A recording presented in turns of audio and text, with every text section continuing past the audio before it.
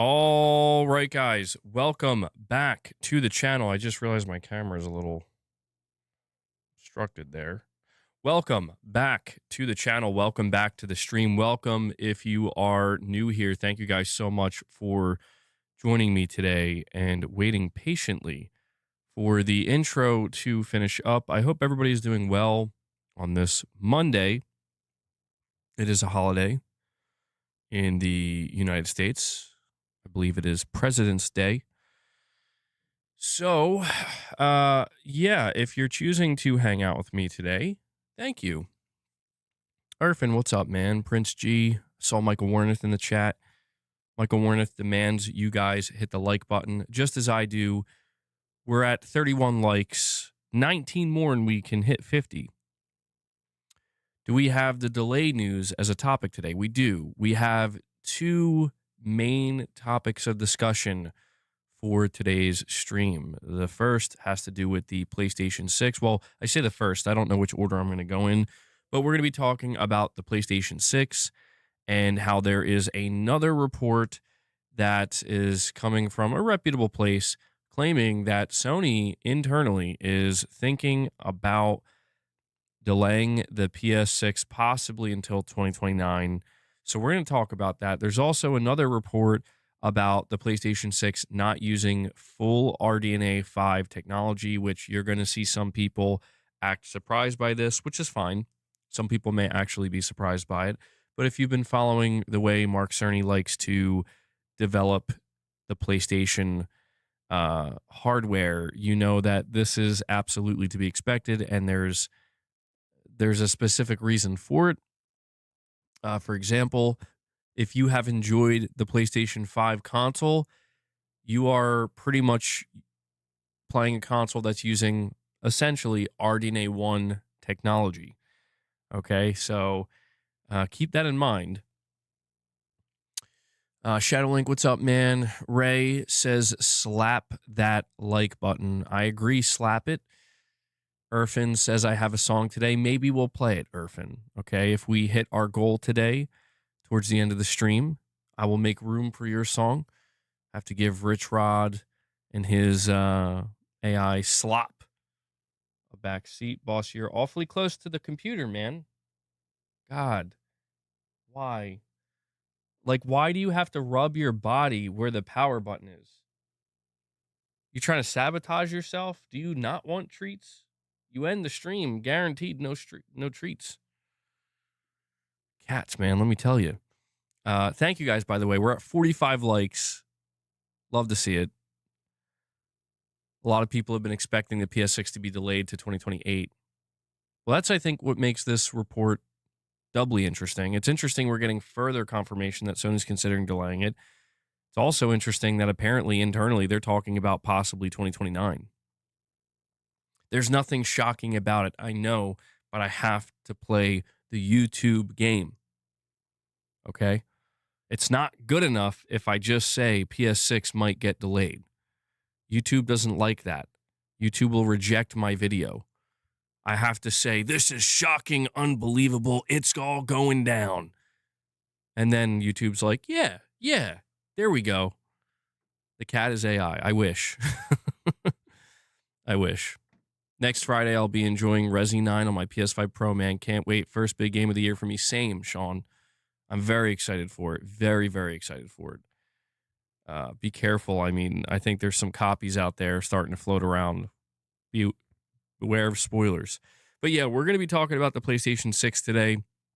We're also going to talk about Spider-Man 2 not coming to Xbox. I know. Shocking.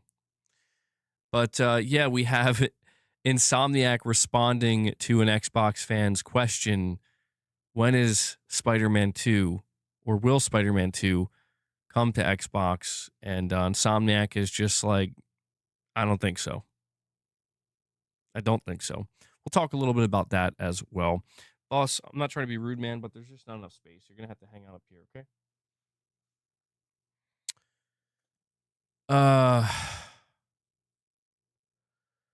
Let's see. I'm in the process of trying to gaslight someone into thinking PSSR2 is already released. Boss, what did I just say? Don't test me today, man. Okay?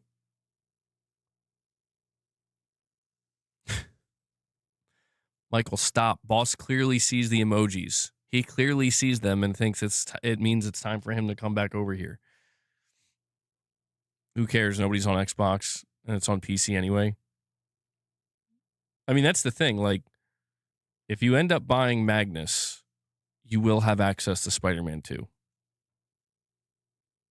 That's the irony here. But, there's also, by the way, we do have a couple of other topics here I forgot to mention. These I didn't cover in my video today. See, that's the benefit of coming to the live streams. You might get some bonus topics and bonus discussions. One has to do with a couple inviting Sony to their wedding, and Sony delivered, bro. Sony actually responded, which is so funny. They sent Herman Hulst. No, they didn't send Herman Hulst, but they did respond. We're going to talk about that just because it's funny. And we're also going to be talking about a Highguard developer that recently put out, I guess, a write-up of some kind talking about the destruction of their game and gamer culture and all this stuff. And I want to cover that as well. But before we get into any of that, guys, if you want to support my channel and this community and this cat, if you would, yeah, right? Again, you would think I don't feed him. If you want to support this channel and the community directly, as well as Boss, consider becoming a channel member. Okay, big shout out to those of you who are members on a recurring basis. I really appreciate that. Thank you to everybody who gifts memberships. That's another option.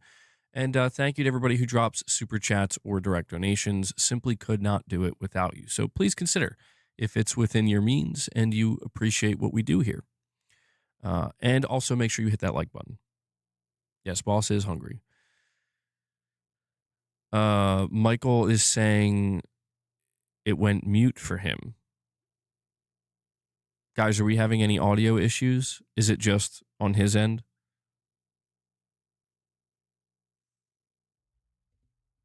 Schmidt says it's all good. Okay. It's back. Did it go out for like a couple seconds or something? That's kind of weird. All right. Well, hopefully we're good now. Sorry, Michael. I think it may have been on your end.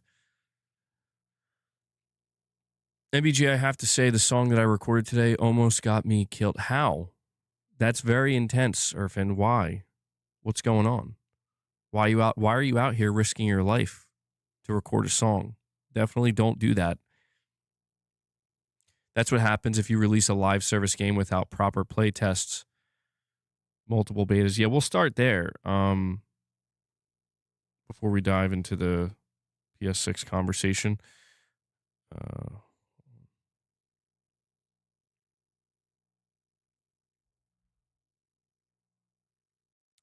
Sorry, guys. Give me...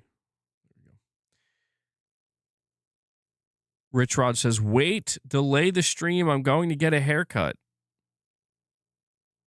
I'm sorry, Rich. It's too late. If you would let me know 20 minutes ago, I could have delayed the stream. They sent Jim Ryan to the wedding, and he was disappointed to find out there was no live service slop there. Is this a live service wedding? If this isn't a live service wedding, I'm not attending. Okay. Yeah, I guess it was a YouTube glitch, Michael. Rich says, that's rude. Well, check this out. Former Highguard developer calls out players for slandering the game before they played it. Highguard is the latest free-to-play first-person shooter to hit the market, and if things keep going the way they are now, it'll also be the latest free-to-play first-person shooter that was shut down after being unable to break through as a massive hit right at launch. After its trailer at the Game Awards failed to land with players and the weeks of silence that followed did nothing to help. When it arrived, before players even made it through the tutorial, they were leaving negative reviews on Steam. Even though it had over 97,000 concurrent players on Steam when it launched, those numbers quickly dwindled, and now, barely 2 weeks after it launched, developer Wildlight Entertainment confirmed that it had laid off several members of its staff, with those impacted confirming that most of the studio has been cut. One of those impacted developers, Josh Sobel, a technical artist who worked on Highguard, took to X to write an extended reflection on how the game's launch went, what happened, and how he and several of his former colleagues are now out of a job and back looking for work in the most volatile market. After starting by discussing just how much everyone at the studio believed in the game and how high its praise was from internal feedback, Sobel began digging into where things turned sour. So I want to point out that I did read this article, and this is like a common thing that seems to happen with live service games these days. You want me to do a 5-hour stream? Oh, I did a 5-hour stream yesterday, Rich. I don't know if we're doing 5 today. I don't know. If you guys incentivize me enough, maybe. You never know. But I did read this write-up from this developer, and yeah, there seems to be something that happens with live service games these days, and it's just that internally the feedback is always good.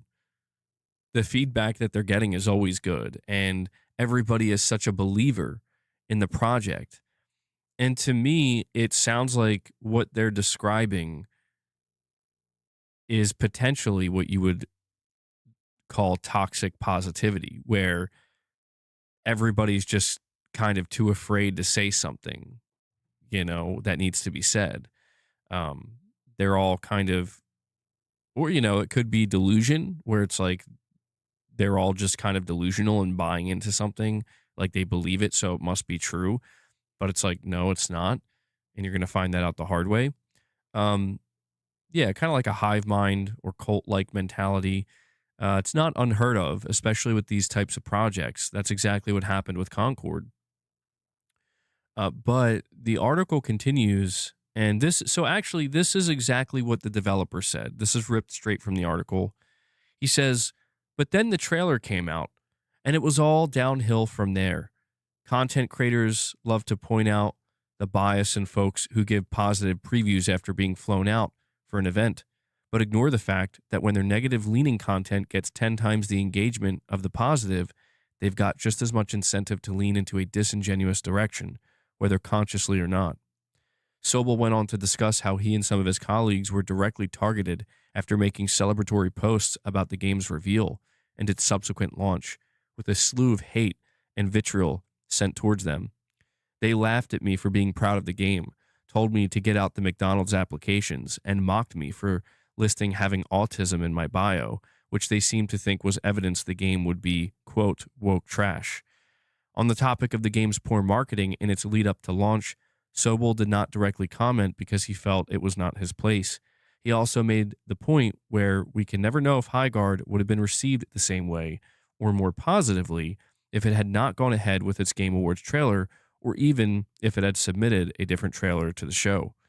It should be noted that not long after user reviews on Steam began piling in, Wildlight's chief executive officer Dusty Welch apologized for the game's marketing up to that point and took responsibility for its poor trailer at the Game Awards. Look, I wish Highguard had been received better. I wish the feedback had been better. Part of that's on us, right? We didn't put our heads in the sand. We as a team saw the feedback. We're gamers ourselves. We're online ourselves reading the feedback. This is what he said in a recent interview. I think ultimately we could have made a different trailer, a better trailer that wasn't about entertaining, which is what we think the Game Awards was about. We could have made something that did a better job of highlighting the unique loop of the game. So that's on us. We take that, but the team is resilient. Going back to Sobel, he continued digging into how the public's response to Highguard was to judge it before they had even touched it. Quote, "We were turned into a joke from minute one, largely due to false assumptions about a $1 million ad placement, which even prominent journalists soon began to state as fact." End quote.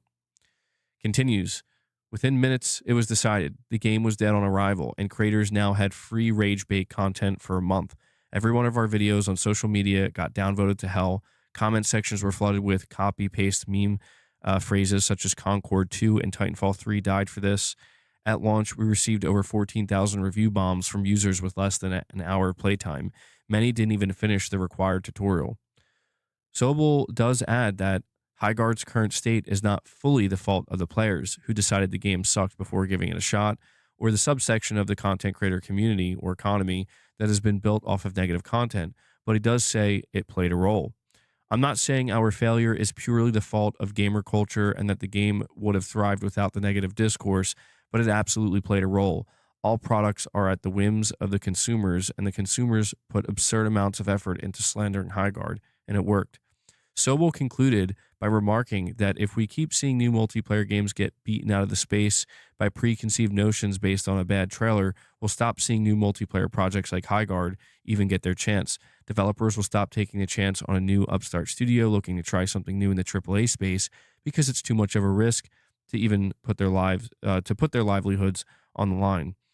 He says, even if Highguard had a rocky launch, our independent, self-published, dev-led studio full of passionate people just trying to make a fun game with zero AI and zero corporate oversight deserved better than this. We deserve the bare minimum of not having our downfall be gleefully manifested. Well, I think that, about sums it up. Mouse. I think that about sums it up, but What do we think about this, guys? I have a couple of thoughts here. I think my biggest takeaway is probably the fact that this game was going to fail no matter what. And that seems to be something that I think this particular developer maybe didn't see clearly. I think this situation was absolutely made worse by the Game Awards trailer. Shadowlink, a member for 24 months, says, until we saw their game, now no one's believing, not a trace of people online. Shaking my head. Damn, Shadowlink. Savage. I think there is truth to what the developer is saying. I do kind of feel bad for, the team and anybody. And, they're not the first ones. They're not going to be the last. But the reality is, I believe leadership is at fault. And this developer was not necessarily in a leadership role, but I always believe with things like this, leadership is at fault first and foremost.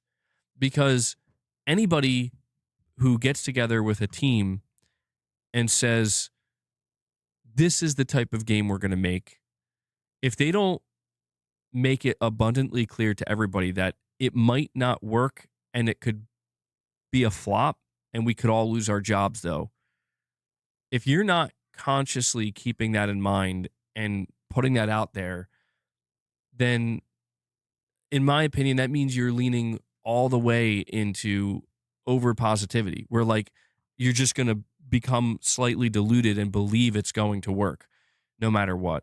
I feel like if you do that in a leadership position, these are the type of results you see, where you're too oblivious or resistant to the reality that it's not. There has to be a level of awareness where, of course, playtesting is important and getting positive feedback from playtesting is important and critical, I would say. But there has to be a level of awareness within a leadership team, somebody at the leadership level that's like, I don't know about this, though. Even though we're getting positive feedback, even though some things are working out well, as a complete package, is this the move? And I feel like it's not so much a lack of vision as it's just a lack of awareness. The vision's there. They have an idea of what they want to make and they made it. It's the awareness of guys, do you not realize what you did? Do you not realize what you were making? Look at the market. Look at the environment right now. this game doesn't stand a chance. You know? Lady Gamer, a member for 1 month, says MBG, no dev should get hate comments because that is completely wrong. I do agree with that. I mean, there's no denying that some of these developers, and this is true beyond just developers, it's just the way of the internet, unfortunately. There's no denying that people leave nasty comments that are just like totally uncalled for. And, you know, if people leaving comments like, oh, it's Concord 2, I don't consider that hate. I mean, it's a little bit mean, you know, but mean-spirited, I should say. But yeah, you know, I see crazy stuff all the time, and hopefully the developers are just ignoring that, because people who are actually being like hateful over a video game, it's like those are not people you should ever be listening to. And we have Sean Mitchell with a super chat. He says, found out a day or so after the state of play that Silent Hill Townfall's location is based off a village in Scotland, not far from me. Up the Scots. Yo, that's awesome, Sean. We were talking a little bit about Silent Hill Townfall yesterday, and that's so cool, man. That's so cool. Yeah, I think you're a Silent Hill fan, right? So, oh, okay. Really, one leaves and another arrives. Hello, Clark. Guys, we got 2 hungry cats here.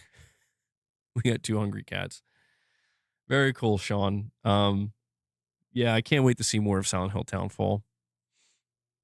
And it's definitely an interesting location for a Silent Hill game. No doubt.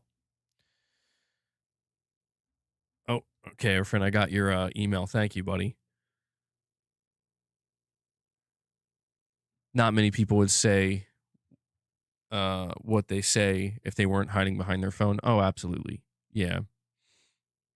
Sean, you're saying we never get any games based in Scotland normally, so it's cool. Yeah, it's definitely not what I was expecting for Silent Hill. Like I wasn't expecting that to be the next location, but I like it.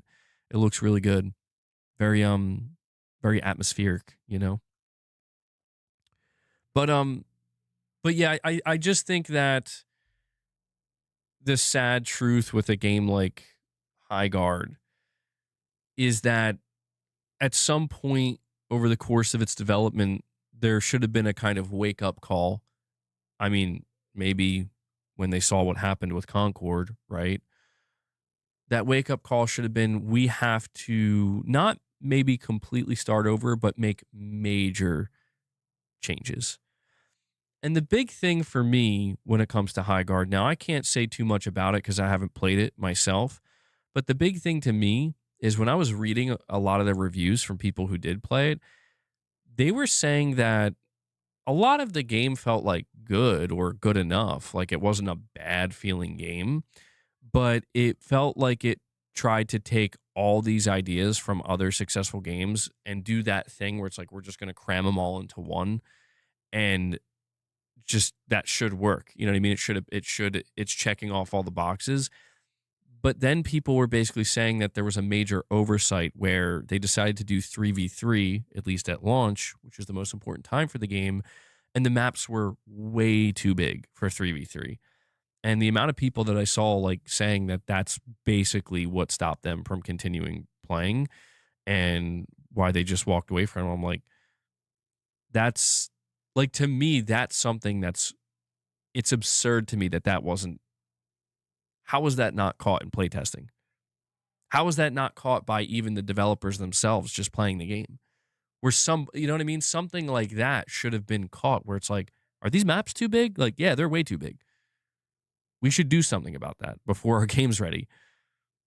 I'm just surprised, you know, because that was like the biggest thing I saw.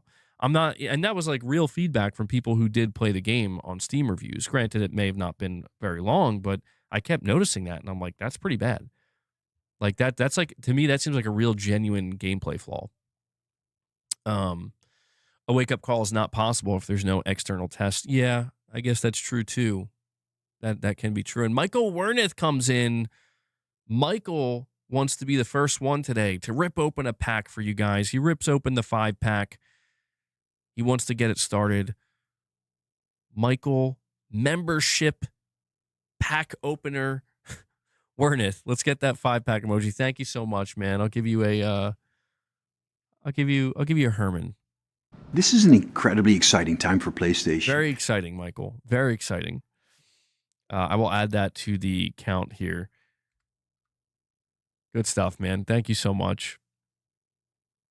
Oh, I like that. Perfect image. There you go. See Big Tech, Petrov. Petrov wants the member train. Very, very sneaky. I love how once Michael drops the memberships and I play the sound bites, both cats leave for some reason. Like, okay, that's fine, I guess. Better for me. Guys, by the way, we're at 83 likes. Thank you so much for hitting the like button. Let's see if we can push that up to 100. I've been trying to make a concerted effort to hit certain like goals. Like yesterday, we hit over 200 likes, and it really helped the stream. Just a heads up. So for those of you who are, if you're wondering, I can report back to you if hitting that like button and getting more likes on the streams, if you're wondering if that helps with the viewership and bringing more people, it does. It really does. I was quite surprised at how many views we got on yesterday's stream. So keep it up. But yeah, when it comes to the whole Highguard situation, I don't want to be. I think sometimes I have a tendency to be overly harsh, and maybe that's how a lot of the internet can be. I do think there's absolutely truth to what the developer's saying, that there's just rage bait content creation being churned out at every opportunity. And if your game or your product or whatever it is unlucky enough to get caught up in that vicious cycle, you're probably going to get chewed up and spit out. But that's the thing. I feel as though there was just not enough awareness from the dev team to just, even if it was the, hey, we don't put this game. We don't put this game at the Game Awards. But that's the thing. Everybody focused on that. Everybody focused on, they ended the Game Awards with a trailer. Everybody was like, what are you showing me? This looks awful. But I'm telling you, no matter what, this game was going to suffer the same fate. It just, I don't know. We've seen in the last 6 to 7 years, these teams just get together and they just have this energy. Like, yeah, like this is going to be great. They have that type of energy. And they're like, we're going to make a live service. And they're seemingly so shocked when it doesn't work. And I just think there's, like, to me, what's most interesting about that is the psychology behind it, where it's like, how are we at a point where it's even remotely surprising? Like, people, these developers need to, if they haven't already, hopefully they have, they need to wake up and realize, like, you're not Epic Games. You didn't make Fortnite. You're not going to make Fortnite. And I do think this should not discourage developers from trying new and different things. I think they just have to be, again, more aware. They have to be more tuned in to what, not even just like what's working, but more specifically, what's absolutely not working. The number one thing I would have done if I was in charge of Highguard, the moment I saw what happened with Concord, I would have told the entire art team, we're starting over. Visually, we're overhauling the visuals. We're going in a completely different direction. That's the first thing I would have done, even outside of gameplay. And something tells me they didn't do that. But anyway, yeah, that's just a little bonus topic I wanted to talk about with you guys. But we are going to move on to another topic, and that is the idea of Spider-Man 2 coming to, I almost said PlayStation 5, Xbox Series consoles.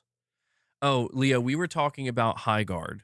Yeah, a developer put out a whole write-up basically on, I guess, reflecting on what went wrong with Highguard and, to a degree, placing blame on like rage bait culture and gamer culture. And, you know, I'll say one more thing before we move on, and this will be the last thing I say.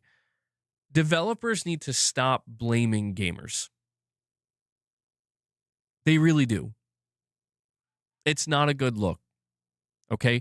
Developers need to realize you're making, and I know it sounds so artistically crushing to put it this way, but it's just again, this is where people need to wake up, be adults. You're making a product for a market. Okay? At the end of the day, that's what you're doing. Doesn't mean you have to approach every aspect of it with that mentality, but you can't stray too far away from that understanding. Because gamers are there people out here that call themselves gamers but are just completely unfair and completely toxic? Yes. Those people, I'm not even going to call them gamers, those people need to be shunned because they're not helping anyone or anything. But I'm talking more broad spectrum here when it comes to gamers. This idea of like they didn't even give our game a chance, like they don't have to give your game a chance. That's what you as a developer need to realize is there's no entitlement here. Just because you're surrounded by people that you're having a good time with making the game and you're all high-fiving each other and you're feeling high on yourselves, that doesn't mean anything. Like, good for you. That's cool, but that doesn't mean people should pay attention to your game or will pay attention to your game or give your game a chance. Exactly. Devs are asking for your time. They're asking for your money. They're asking for your support. And there's nothing wrong with any of those things, but but they have to be more aware that like there's no guarantee that just because you're like, check out our new game, it's free, please go play it, that people are going to be like, yeah, man, I can't wait. If any, like that's where the lack of awareness was like, if anything, gamers say are like, I'm good, man, I got too much to play. Oh, what kind of game is it? It's like, it's a live service first-person shooter. It's like, no, thank you. You know what I mean? Like, that's the disconnect right there between, I would say, a portion of these developers and the gamer. And the developers need to reflect on themselves a little bit and realize that it's not the gamer's fault, man. You know? You're fighting so many other, if anything, their biggest concern should be other developers and other games, because it's like, I'll tell you right now, when people look at Highguard, most people, not the people who are making rage bait content, just most gamers, and they make the determination even after a single trailer, I'm good. 99% of the time, it's because there's another game that they're playing, or there's a different game that they're focused on. So, the worst thing to do is to blame the gamer, I think, Anyway, let's talk about how Spider-Man is apparently never making its way to Xbox. I don't know if this is going to surprise anybody, but Sony has a big deal with Marvel, right? Why are people surprised it's not going to Xbox? Well, I think this continues a little bit of our conversation that we were having yesterday. If you tuned into my stream yesterday, I basically went on a bit of a tangent about how I'm surprised to see so many people continuing to act as if Sony is multi-platform, and they are not. Sony is not multi-platform.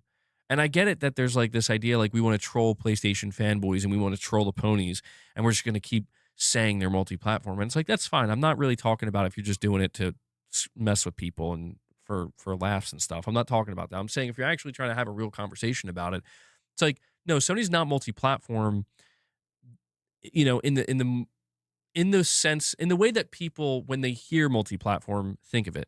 If you say, oh, they're multi-platform, the assumption is all their games go everywhere. That's not what Sony is.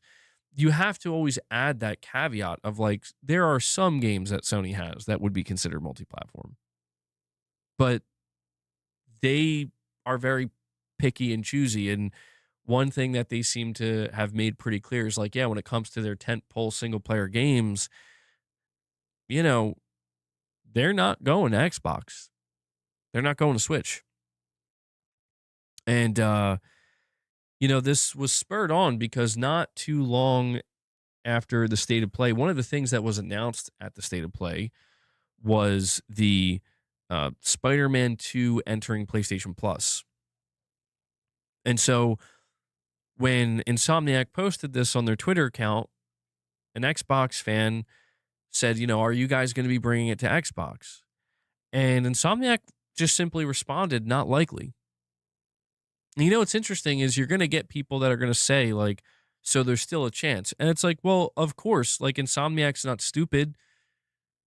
Like, if Sony turns to them and says, we want you to put it on Xbox. If Insomniac says we're never putting it on Xbox, they did that before, by the way.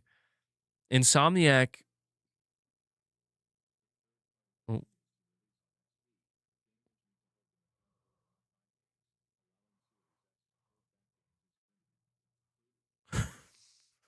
Fruity. I love how that's Richrod's sign off. Fruity. Keep it fruity, bro. Or don't keep it fruity. So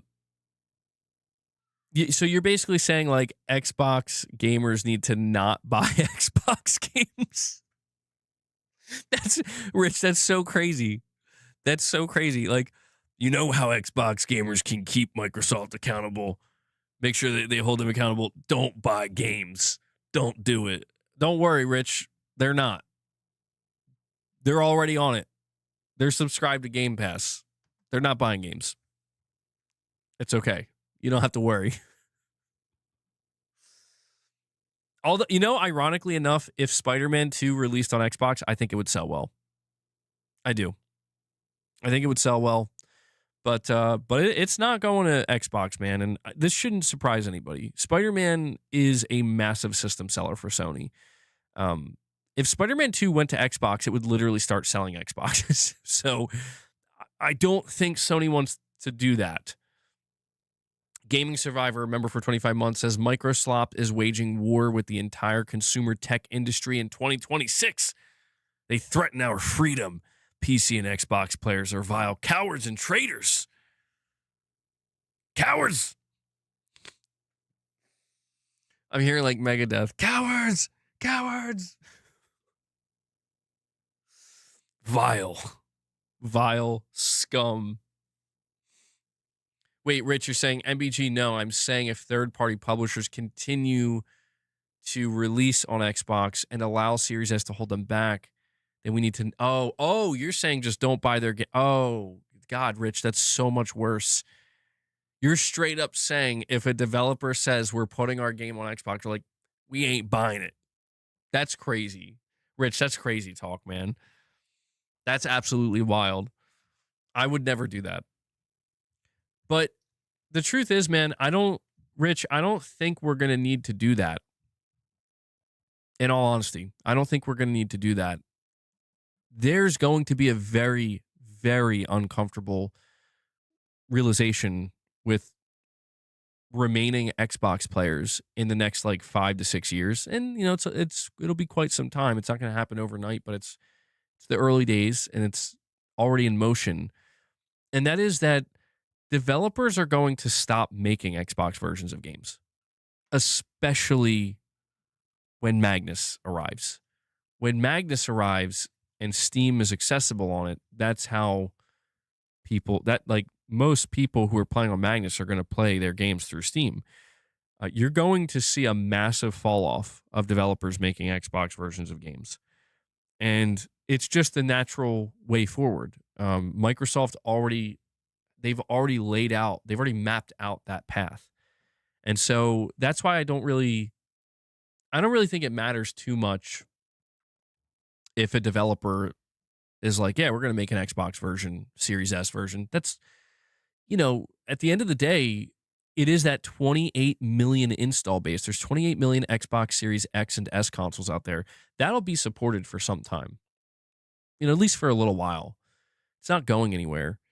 But once Magnus is out and eventually the PlayStation 6 and we start to move forward and Microsoft continues to lean more and more into third-party publishing, while they have Steam and Epic Game Store and GOG and all that stuff on their box, it's like, yeah, the Xbox storefront is going to fade into irrelevance, like pretty significantly. So as long as it's not a single-player games, they're not, but multiplayer games don't count. Wait, what do you mean by that? Oh, you're talking about third. So, well, no, that's the thing is it's like I get where you're coming from. If you look at a game like Marathon and a game like Helldivers 2, and we'll even throw Death Stranding 2 in there because it's releasing on PC next month. If you look at that and you say Sony's third party, that's fine. But people will have to, the question will have to be asked, so what does that mean for Wolverine? What does that mean for Saros? What does that mean for Intergalactic? What does that mean for the God of War Remake trilogy? What does that mean for any of these games? And your answer will have to acknowledge, your answer to that question will inherently need to acknowledge that those games are not multi-platform. Even if you say yet, that's still pretty important because, again, this is a situation where it's like, so is Wolverine not releasing on Xbox because it's not ready to release on Xbox? Or is Wolverine not releasing on Xbox because it's not releasing on Xbox and that's a purposeful decision that Sony's making? Do you get what I'm saying here? It's the difference between if Microsoft announced Forza Horizon 6 and made it clear this is not coming to PlayStation. Fable is Forza Horizon 6 is not. The entire conversation would be different. In my opinion, it would be vastly different because that's like, why? There's only one reason why, because they want to use Forza Horizon 6 to sell their own box. And that to me would say, oh, okay, so you're still doing exclusives to a degree. Okay, but they're not because, again, it doesn't make any sense for them to do it. Leo Jimmy with the $10 chat says, MBG Money, how pathetic are these Microsoft boys if they're still worried about Spider-Man 2? My girl Kane is back. Neo 3 is out. First Light, Animusha, Resi 9, Saros. Still haven't started the new MGS. Pathetic. Damn, bro. Damn, Leo. You're eating good, bro. I mean, look, man. Here's the answer. Here's the answer I would give to Xbox. Because I am convinced at this point in time, listen to me. Leo, I know you know this, but listen to me. The person on Twitter, the people on Twitter that are asking Insomniac, when is that Spider-Man? When is the Spider-Man? When is Spider-Man? I don't know why I'm talking like that. When is it coming to Xbox? These are people that don't actually care about playing Spider-Man 2. What they care about is being able to walk away and say, Sony's doing the same thing Microsoft is. That's what they care about. That's what they care about. And that's painfully obvious at this point, man. Like, Spider-Man 2 is on PS5 and PC. PC is the most ubiquitous platform. You probably have a PC that can run Spider-Man. Well, I don't say probably, but there's a decent chance you have a PC that can run Spider-Man 2. You know? Why are you worried about whether or not Sony's bringing it to a dying platform where people are leaving in droves? There's only one reason.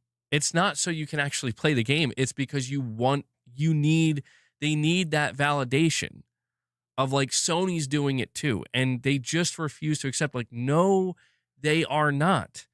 I'm sorry. I am sorry to have to inform you. I'm sorry that, Insomniac has to be the one to say, not likely, man. Like, I wouldn't wait up. I wouldn't be holding my breath. You know what Insomniac should have said? You know what I would have said if I was the PR person in Insomniac? I would have said, buy a PS5. That's what I would have said. I would have said Spider-Man 2 is available right now on PS5. Buy a PS5. Or buy it on Steam. That's what I would have said. I wouldn't have even bothered saying not likely. I would have just said, here's where it's available. You can go buy it there.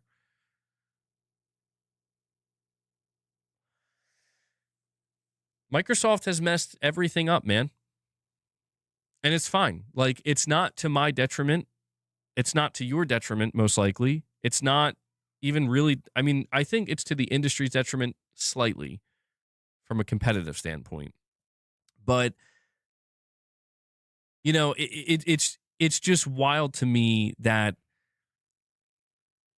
it's crazy to me that this is even still a headline where it's like, why do people think Spider-Man 2 is about to be I just don't understand. I really don't. Like, Sony has made it clear. They're like, we use this game to sell boxes, dude.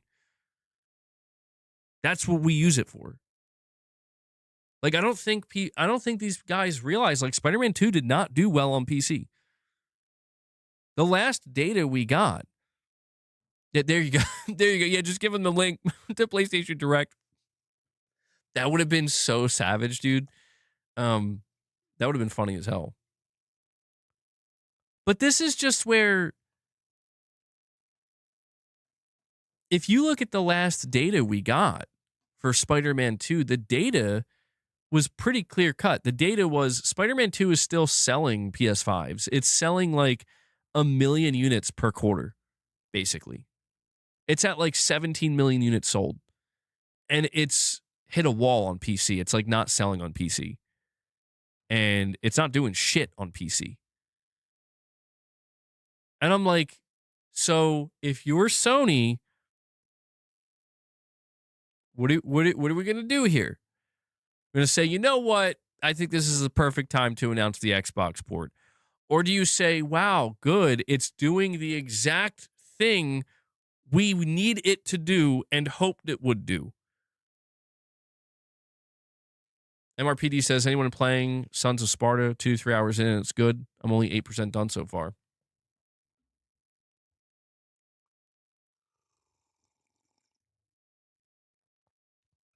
I don't know, man.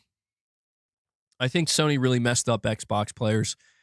I do. I think when Sony announced Helldivers 2 going to Xbox, I think that messed them up.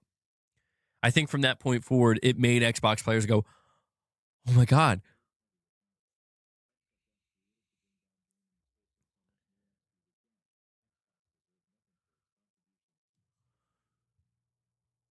Hold third party accountable. Well, you know what's crazy, Rich, is I mean, you see people now they're saying that the PlayStation handheld, the PS6 handheld that's coming up, like that's going to be the new Series S, and it's like you don't understand. Like, I'm sorry, and I know I sound like a defensive PlayStation fanboy, but I'm just telling you the truth. Like, you're comparing RDNA 1 technology to RDNA 5, RDNA 4 and 5 technology. Like, that, if you listen to anything that Mark Cerny and AMD have been saying about the software technologies that they're building in tandem together.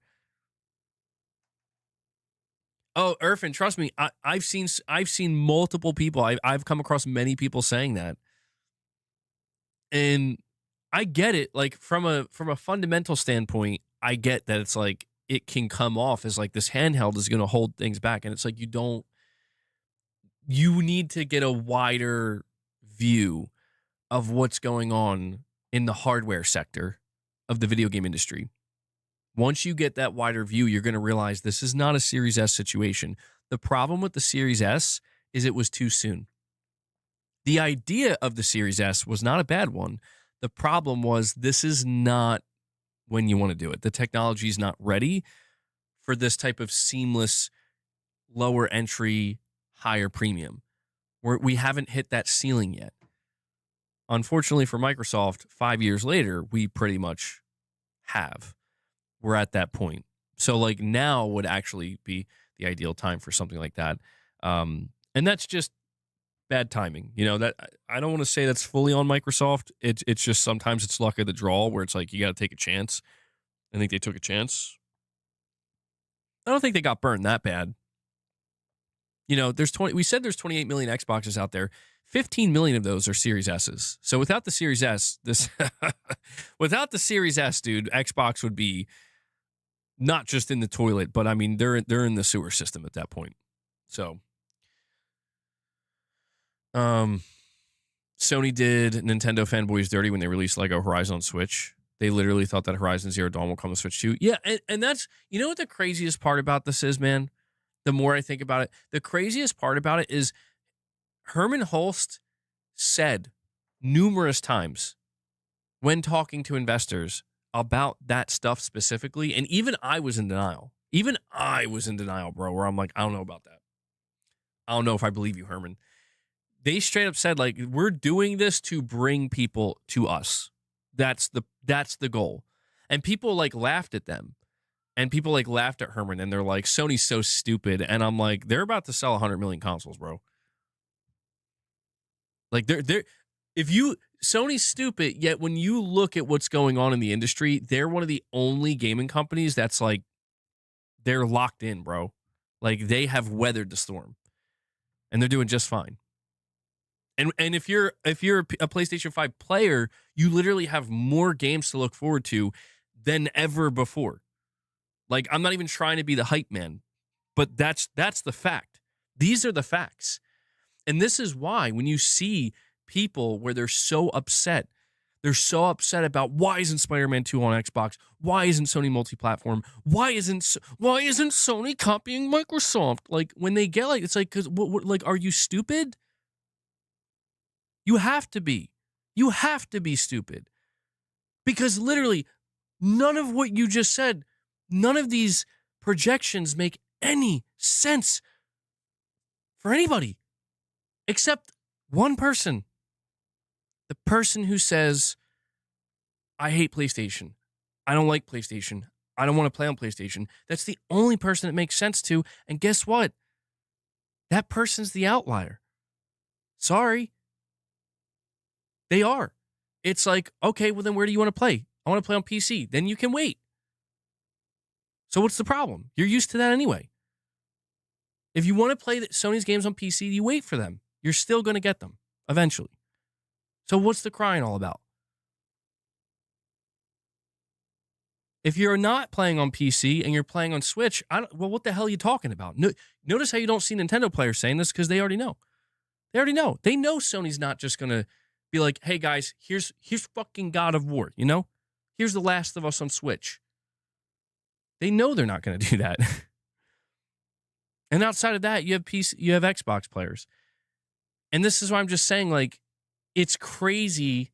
It continues to be almost like a form of mental illness, seemingly, when it comes to the gaming industry and the discourse surrounding so many of these products and so many of these brands and so many of these platforms, that it's like, if where you are is so good, then why is your ire directed at a company that is not really bothering with you? That's what I don't understand. That's why for the last like year and a half, I've encountered so many people. They're like, why are you talking about Xbox? All you do is talk about Xbox. It's like, brother, Xbox is talking to me. Like, they knocked on my door, man. What do you want me to tell you? You see what I'm saying? It's that type of denial where it's like, this isn't console warring or fanboy wars or anything. It's just people are like, they're rejecting just a simple truth of like, there is a video game console market that's doing very well. I'm not saying it doesn't have imperfections. It does have imperfections. It does have flaws. It does have times of struggle, just like PC does. PC's not perfect. Console market isn't perfect. None of these places are perfect. You can find flaws across all of it. You may believe one is superior to the other, and you may have your own reasons for that, you know? And I mean, if you talk to PC players, they'll be the first to tell you, like, oh, no, it is superior, and that's fine. I'm not here to tell you it's not. I'm just here to say that PlayStation has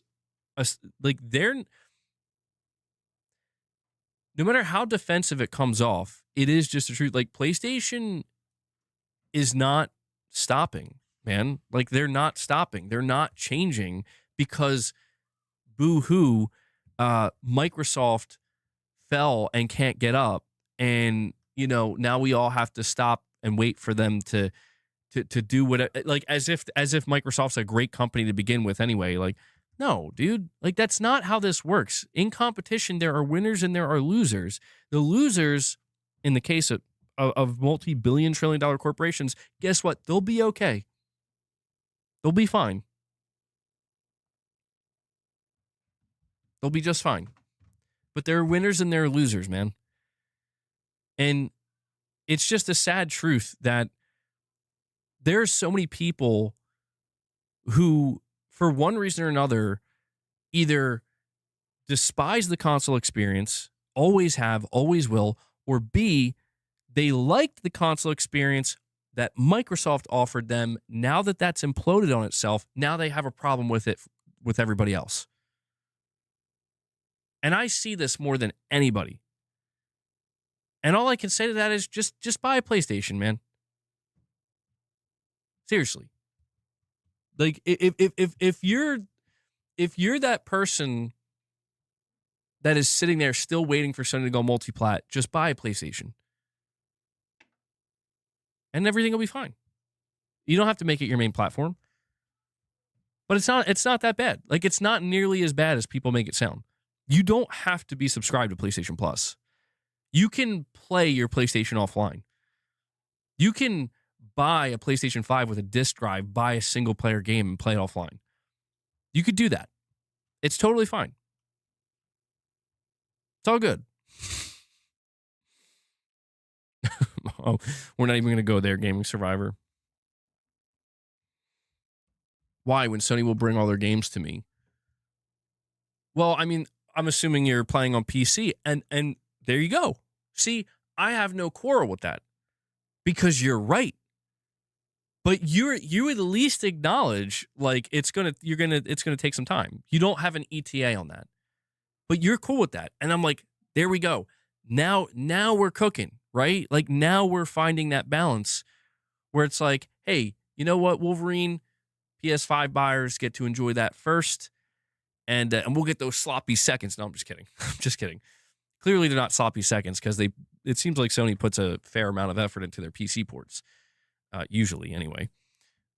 But that's how it should be, man. Where it's like, yeah, I think like to me, there's nothing wrong with that. Like, I wouldn't even be upset a little bit if Microsoft was like, we're gonna release Fable first for Xbox players, then like a year later for PlayStation. I'd be like, okay, yeah, that makes total sense to me.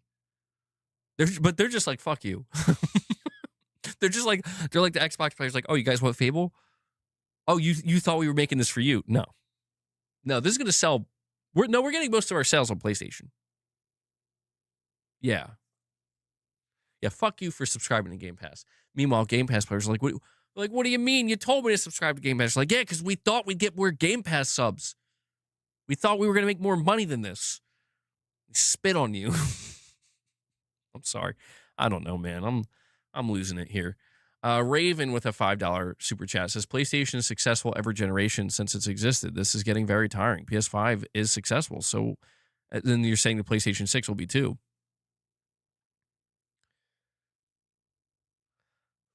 Well, dude, that's where like,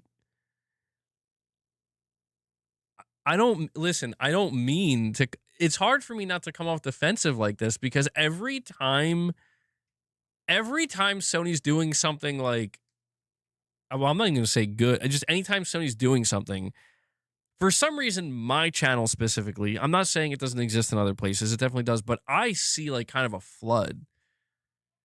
And I don't know if that's just something that's been built up over the years, but it's like, what are we, like, guys,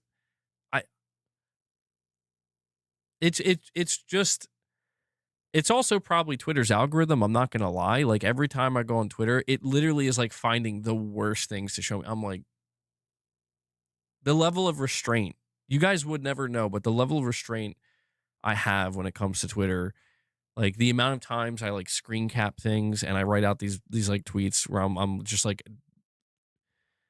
and I'm like, it ain't worth it. It ain't worth it. But but I already saw it, you know, it's like, and I know this stuff is real because it finds its way to me all the time, you know, where it's like if I, as a PlayStation player, say, damn, Sony's delivering the exclusives, somebody's going to come and be like, they don't have exclusives.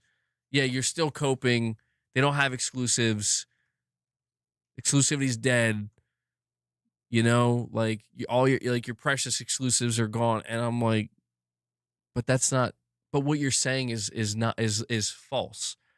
Like, that's the only problem I have. Sony could turn to me tomorrow and be like, MBG, F your exclusives, bro.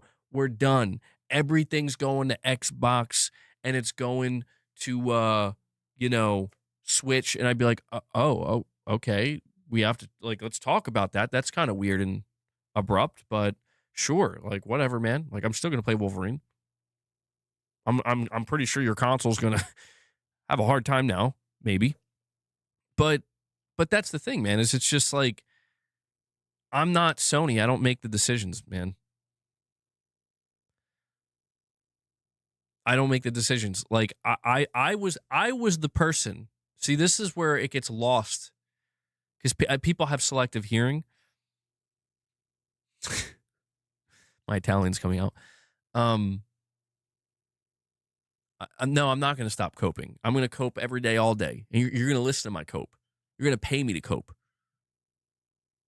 Listen to my cope.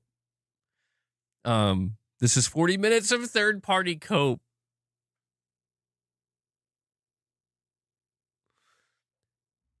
I know you guys aren't real. Look at this. Look, these aren't real accounts. These aren't actual subscribers. Who are you people? They just appear. They just appear out of nowhere. Somebody's got multiple accounts out here. Who's doing this? Joined 2 days ago. That's some funny shit. Alts.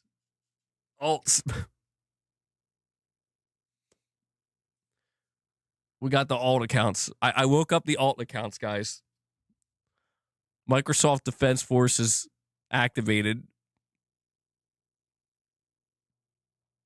Hold on, though. Oh, my God. What is wrong with my mouse?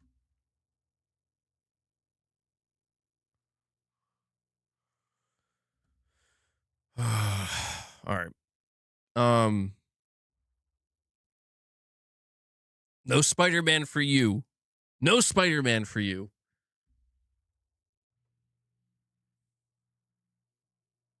The PS6 could be delayed even longer than 2 years. A few days ago, the CEO of NVIDIA said that building AI infrastructure will last more than 8 years. Oh, dude. So remember that time I said the PS5 is going to be around for like 20 years? Remember I said that? Oh, man. I made 11,000 alts, all called Necron. Oh, God. Oh, God. What have I done? What? Oh, no. Somehow Necron found its way to my channel. Leo Jimmy says, still crying about Spider-Man 2. Pathetic. 11,000 accounts. That's insane, man. Yeah. No, I hear you, Gaming Survivor. To be fair, though, we're all a little bit on it. Just a little bit. No, but I don't know, man. You're gonna hide in member corner? Wait. Whoa. What's member corner? I don't even know where member corner is, bro.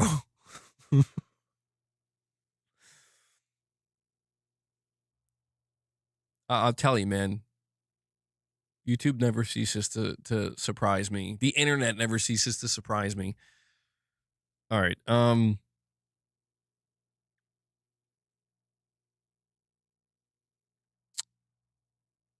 on. Now I'm checking to see.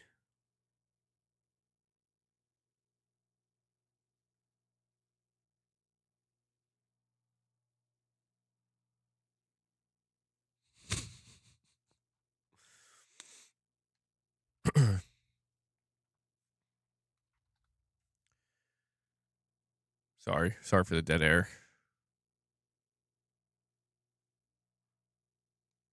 All right, so Cold Eastwood responded, "Yo, Rich, you here? Is Rich getting his hair cut? Damn, Rich ain't gonna be here for the.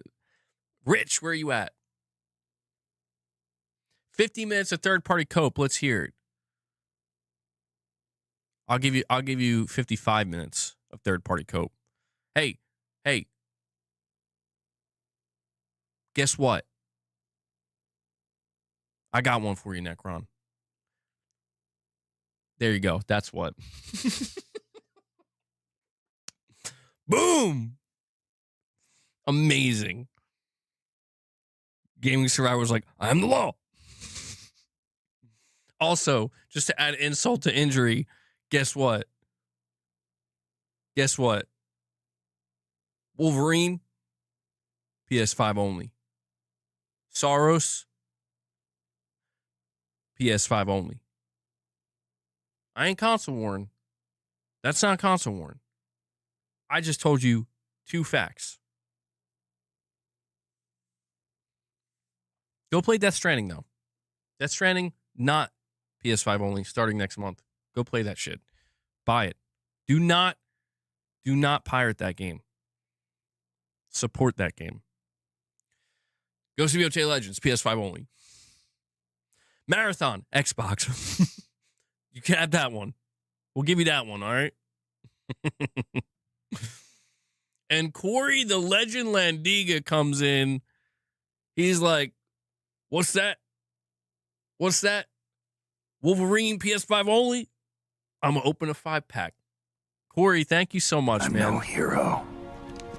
Never was. That brings us to, Never will be. Oh my God. I don't know what's wrong with my mouse. Like, it just won't. It's like all laggy and stuff. That brings us to 10. Luna, Boss is not here currently. He was earlier. Boss was here earlier. He didn't get his treats yet.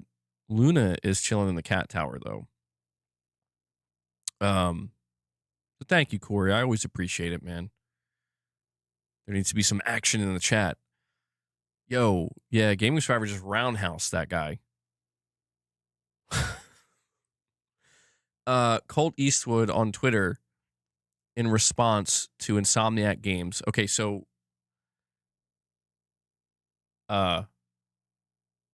somebody says Spider-Man on Xbox ? Insomniac Games says not likely. Colt Eastwood says Spider-Man will very likely be on Xbox starting in 2027 and beyond. And he says, if this information upsets you to the point of insulting others, seek help. It's happening. Even if you are stuck in the 2010s and don't want it to. Serious. Yes. He's got to be talking about Magnus. I see what you're doing. We're talking about Magnus.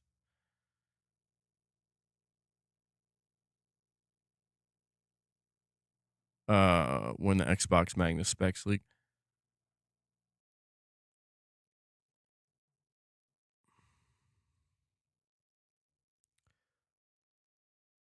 Magnus is going to be fun to watch, dude. That's going to be fun to watch. All right. Hold on, I got to get out of here. Oh, God, I'm trapped. I'm coming back.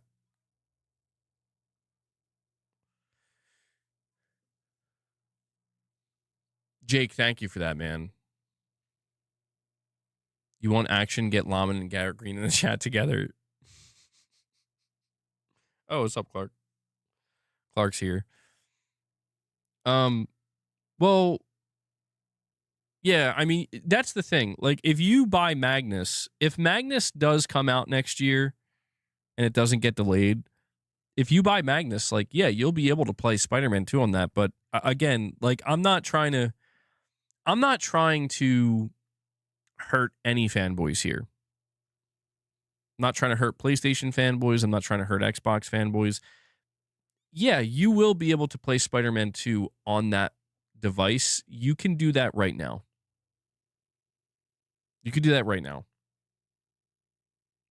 Like, that's all I try to communicate sometimes to people.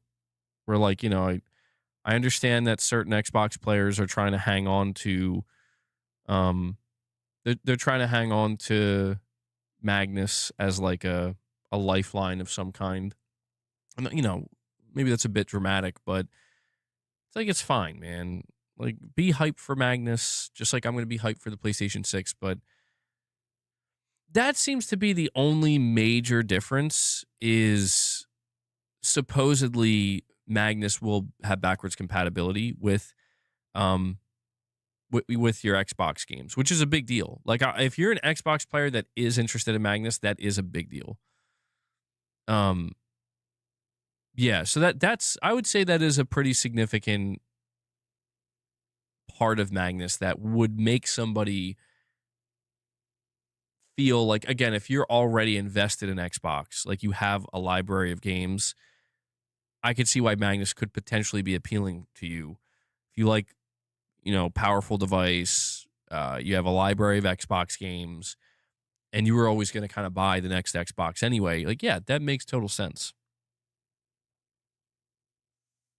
I don't think Magnus is going to have a disk drive, and that, I think that might be where Microsoft is just like, no, we don't care. Like, if you have a library of Xbox games, but they're like mostly physical, that's too bad. I could be wrong about that, but I don't think Microsoft is too interested in.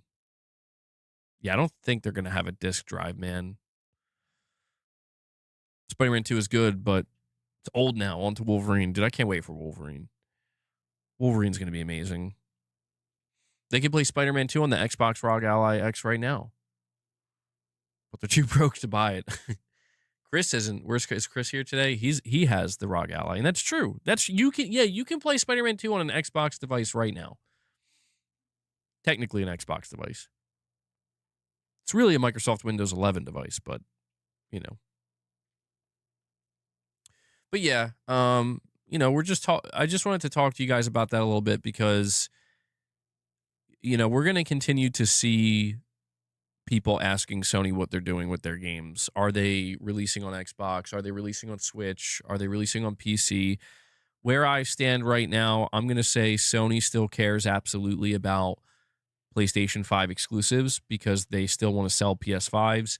I do think that the vast majority of PlayStation 5 exclusives will either eventually make their way to PC eventually. I said eventually twice. Eventually.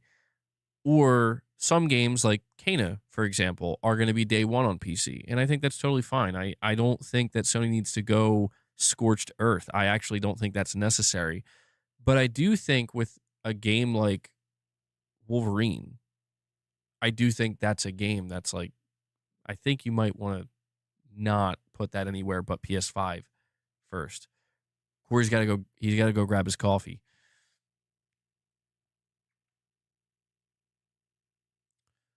Oh no, Gaming Survivor. Oh my God. Please God, no.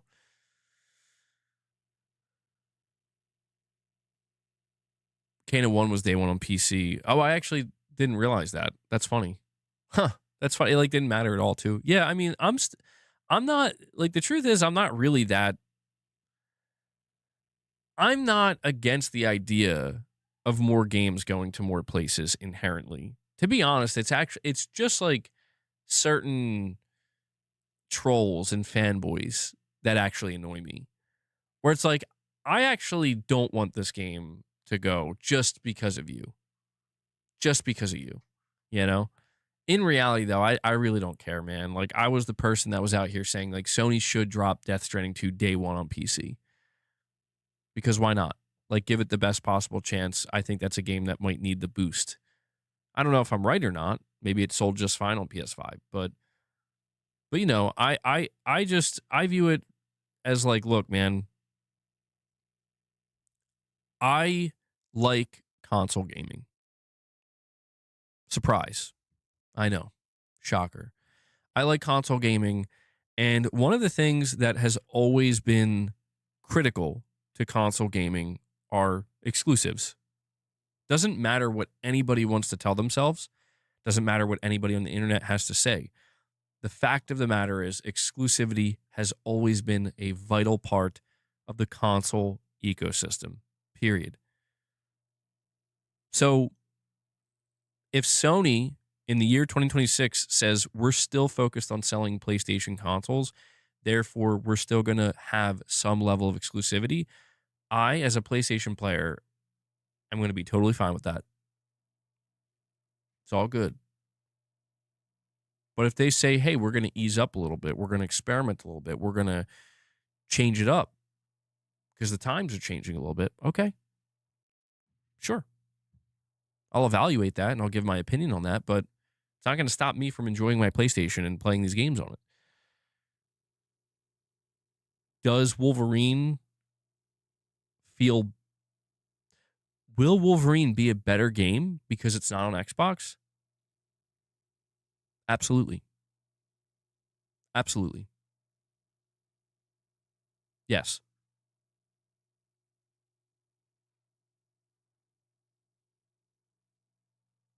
That's all I have to say about that. Damn it, I was told myself I wasn't going to laugh.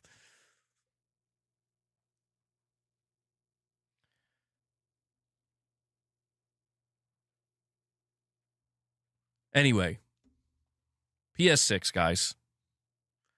We got to move on to the PS6 talk.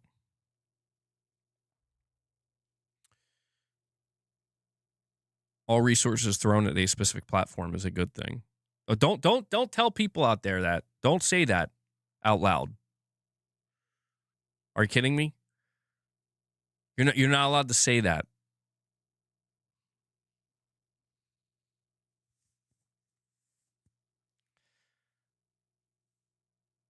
Dude, that whole thing with Square Enix was crazy. I've been seeing a bunch of headlines about Square Enix and Final Fantasy, and I just think it's insane that, I don't know. It makes sense that they want to go to Switch as a means to increase sales. Like, I think that's a smart move. But I always found it crazy when you're like, we gotta embrace Xbox, and I'm like, whatever. Like, you guys didn't get the memo. Like, these guys were out here selling 3 million copies of Final Fantasy 16 in a week on an install base of like 35 million PS5s and getting butthurt about it. And they just were not paying attention. Like, do you guys understand like what's going on in other places out there? Because like that's pretty good. Like, that's pretty good, man. But you know, we'll see what happens there. Good afternoon, MBG, Mrs. MBG, and MB Gang. Hope everybody's having a great day. What's up? It's going good so far. They wanted Spider-Man. Yeah, they wanted Spider-Man numbers. I mean, people have told me they're like, Square seems to be kind of unaware that Final Fantasy doesn't hold the weight it once did. And I mean, it kind of makes sense for how long it's been around. Square's weird sometimes, man. I don't know. I don't understand them fully. But let's talk about the PS6 news here. This was like the main topic of discussion. And before we do that, guys, do me a big favor. Please hit that like button. We're at 125 likes. Let's see if we can push to make that 150. Really helps the streams. And if you want to support the channel directly, consider becoming a member, gifting members, super chats, direct donations. We're sitting at 10 members on the day. We're going to see if we can continue to climb and hit that 25 mark before the time comes to end the stream. We have time, though. PlayStation Studios in 2026, God of War, Sons of Sparta, Saros, Ghost of Yotei Legends, Marathon, Marvel Tokon, Kena, Scars of Kazmora, 4-Loop, Wolverine. What are you talking about, man? PlayStation doesn't have any games. Sony doesn't have games. Didn't you hear? You know what the craziest thing about that list of games you just said is? That's just PlayStation Studios. That's just PlayStation Studios. If you were to add all the third-party games, including games like GTA and Xbox titles, like, oh man, it makes me want to throw up.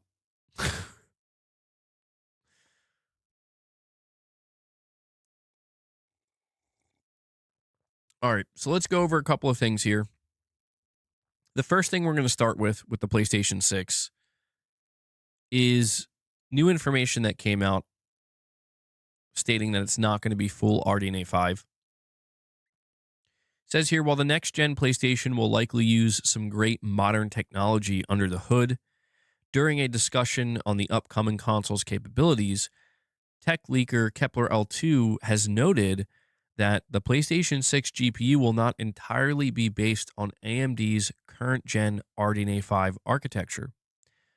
As part of the same discussion, the subject of PS5's GPU also came up, which Kepler L2 noted ran on RDNA 1 architecture with separate enhancements made to support ray tracing. So I wanted to bring this up because I saw this trending in like numerous spaces. And I mean, this is very much a here we go again situation. For anybody who doesn't know what's really like, if you don't understand what this means, here's how I'll explain it. The PS6 is not going to be full RDNA 5 because it doesn't need to be. If Sony were to just take the entire RDNA 5 feature set and cram it into the PlayStation 6, it's going to greatly increase the cost, and it's going to make the console more expensive. Instead, what Mark Cerny is going to do is exactly what he did for the PS5, which is rather than just taking, visually speaking, taking RDNA 5 off the shelf and putting it in the PS5, he's going to look it over, and he's going to decide which aspects of RDNA 5 make sense for a next-gen console, which aspects can be customized or tweaked or slightly altered, which aspects do not need to be in the PlayStation 6 to achieve the goals that developers are going to be striving for, for next-gen titles. And what this will ultimately result in is an extremely efficient machine that will also, hopefully, when it's all said and done, be affordable. That's the big part here that people, I think, don't fully grasp and understand. There's also no guarantee. So, like, if you want a prime example of a console that uses kind of like off-the-shelf parts and just takes the entire architecture and just puts it in a box, the Xbox Series X is the best example of that. We already went through this with the PlayStation 5 and the Xbox Series X. For those who maybe don't remember, although I'm sure a lot of you do, the PS5 was being greatly ridiculed leading up to its launch because it was, quote unquote, not full RDNA 2. It's RDNA 1. It's RDNA 1.5. And the Xbox Series X is full RDNA 2. It has everything, right? It's the entirety of the RDNA 2 technology put into the box. It's not to say that there isn't a benefit there, but the question needed to be asked. What difference is it really going to make? And the reality, as we saw, was pretty much none. Very, very little. The Series X was more difficult to develop for. 99.9% of developers didn't even bother taking full advantage of all the features that were there with RDNA 2. So it was just kind of wasted. And the PS5, on the other hand, was extremely easy to develop for, and developers were seemingly able to immediately start taking advantage of most of the features. And I think that that's because when Mark Cerny was developing the PS5, just as he is obviously taking the same approach with the PS6, it was, look, we want to make this thing as developer friendly, approachable, efficient, and easy to develop for as possible. So that way, we get results quicker, and we make sure that the majority of this console is actually being used, and there isn't just, we're not just cramming a whole feature set in there that's just going to sit there and do nothing. MBG, if the PS5 is RDNA 1.5-ish, imagine what can be done with RDNA 5-ish tech. Exactly, Shadowlink. And, this is where I want to caution people. I want to caution people with focusing too much on the on-paper specifications. It's important. We're going to focus on them. We're going to cover them. That's just going to be part of the channel. But I just think people need to be a little bit careful because we went down this road before with the PS5 and the Series X, and there were so many people completely and utterly convinced that the PS5 is going to be a significantly weaker console. It's going to be outperformed by like a wide margin by the Series X and Series X games. And as we saw it unfold, like the results were kind of shocking, where actually most of the time the PS5 was holding its own or even doing better in some instances. And this is where when you talk about the PS6 and what will be in it,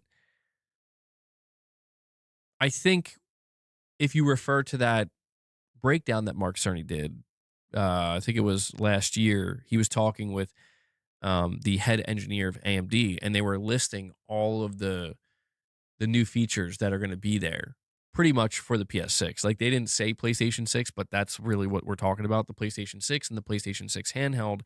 These are like software-based features that are going to be there with this RDNA 4.5, RDNA 5, whatever technology. And it's really a matter of developers beginning to take full advantage of them. Once developers that is get these technologies in their hands and they start taking full advantage of them, that's when you're going to see the big results.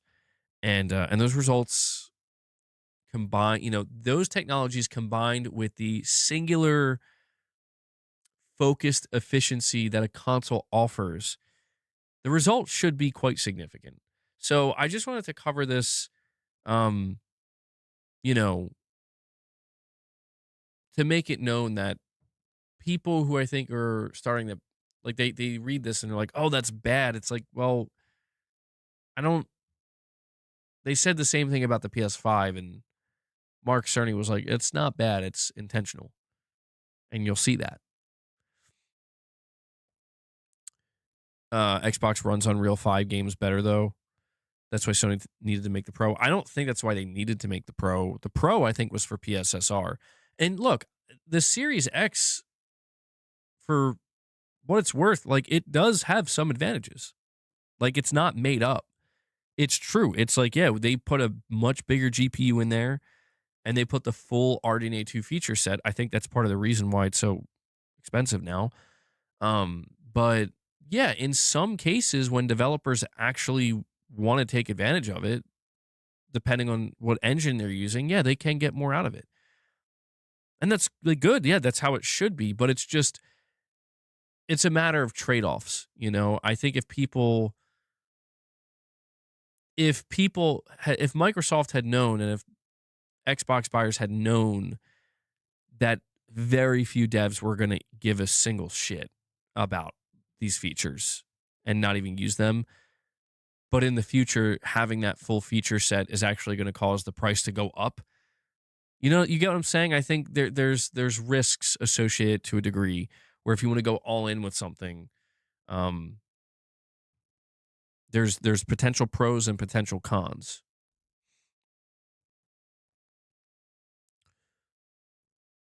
The one thing I've learned from Microsoft is they can make the most powerful console, but that does not mean it will work. Series X is a good example of and you think their next system will fail. Well, I don't think their next system will fail. I don't think it can fail, the Magnus, but yeah, man, I think we've reached a point where anybody who doubts Mark Cerny, I mean, do so at your own risk. Honestly, like I don't know what else Mark Cerny has to do to, to prove to people that, like, yeah, man, I know what I'm doing. This isn't his first time making a console. He's very, very good at what he does. I have no doubt that the PlayStation 6 is going to be a very what's the word I'm looking for? A very refined console, one that is built to be possibly the most efficient video game console ever created. I imagine that's what it's going to be across the board, not just in like one area, but across the entire thing. You're saying because PlayStation have the majority of owners of the console, so the devs develop their games for the PlayStation instead of Xbox. I mean, there is an argument to be made that if Xbox was the market leader with like 90 million right now and Sony was at like 30 million, yeah, Xbox would definitely be the console that was developed for first, and maybe then the difference would be more noticeable. But that's where it's like, I don't know, man. These things are all interconnected, you know. Magnus is going to be more powerful than the PS6 probably by like at least 30% or something, you know. It could be a significant margin. But the question of like, okay, what does that mean though? Like, are devs going to optimize the shit out of their games for Magnus? Considering Magnus is probably going to sell less than 10 million units, probably not. You know what I'm saying? So that's where like, that's why I say people are probably just likely to buy Magnus and use it like a PC, because it's like, well, games are usually, I mean, it's hit or miss. Games can be optimized very well for PC, and games that are optimized well for PC are extremely scalable, very high, very low, and everything in between. That's why people who buy Magnus are probably going to play the Steam versions of games, because they're probably going to be better optimized. You know, they're going to be more scalable ultimately, and offer more options. And that's fine. Like, there's nothing wrong with that. But that's why I'm just, you know, I hope Sony keeps it relatively simple with the PS6. That's what I'm used to. Like, here's a performance mode, here's a fidelity mode. Here's like 120 frames mode, right? Stuff like that. Do you know why the RDNA 2, sorry guys, still a little stuffy, in the PS5 is a cut down version of the full RDNA 2, same as the rumors of the cut down RDNA 5 in the PS6? Yeah, it's what I just explained, Laws. Maybe, I don't know if you just tuned in. It's because Mark Cerny is going to basically customize and strip out anything that he would deem unnecessary to achieve the wider ambitions and goals of what next gen games should be, in the name of making sure they can keep the console affordable and approachable to a mass market.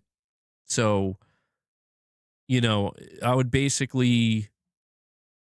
not judge what the PS5 is capable of until you see a team like Naughty Dog or Insomniac or somebody like that come out and be like, here's our game running on PS6. Then you'll know. MBG, I think the Series X would have been better and maybe won over PS5 more often if Series S didn't exist. Even their own devs had issues with parity between the two consoles. Yeah, no, there's no denying that the Series S played some role in creating a more complicated development environment.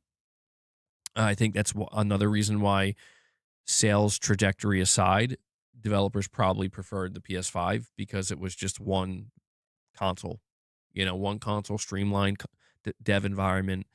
I think that mattered a lot to devs, because, you know, we have to keep in mind, like, devs are looking to hit deadlines as well. You know, devs are looking to make sure, like, okay, we need to get this game out, and we need to like optimize as quickly as we can. And so it makes sense that Sony would want to really create an environment to facilitate that. I mean, that really is, that's something that's probably the utmost priority for Sony.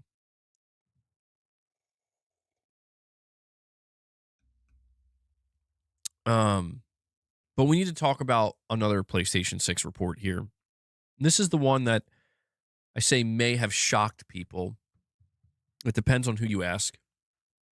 But it's being reported by WCCF Tech. And guys, make sure you're hitting that like button. We're at 133 likes. I want to see a big push to try to get to 150 likes. Okay, I think we can do it. We have over 220 people here. Thank you guys so much for hanging out with me and tuning in. 90% of Steam users still use the specs of the PS4. If the PS6 is $600, there's no reason to buy a high-end PC anymore because of the diminishing returns. Yeah, that's true too. That's a good point.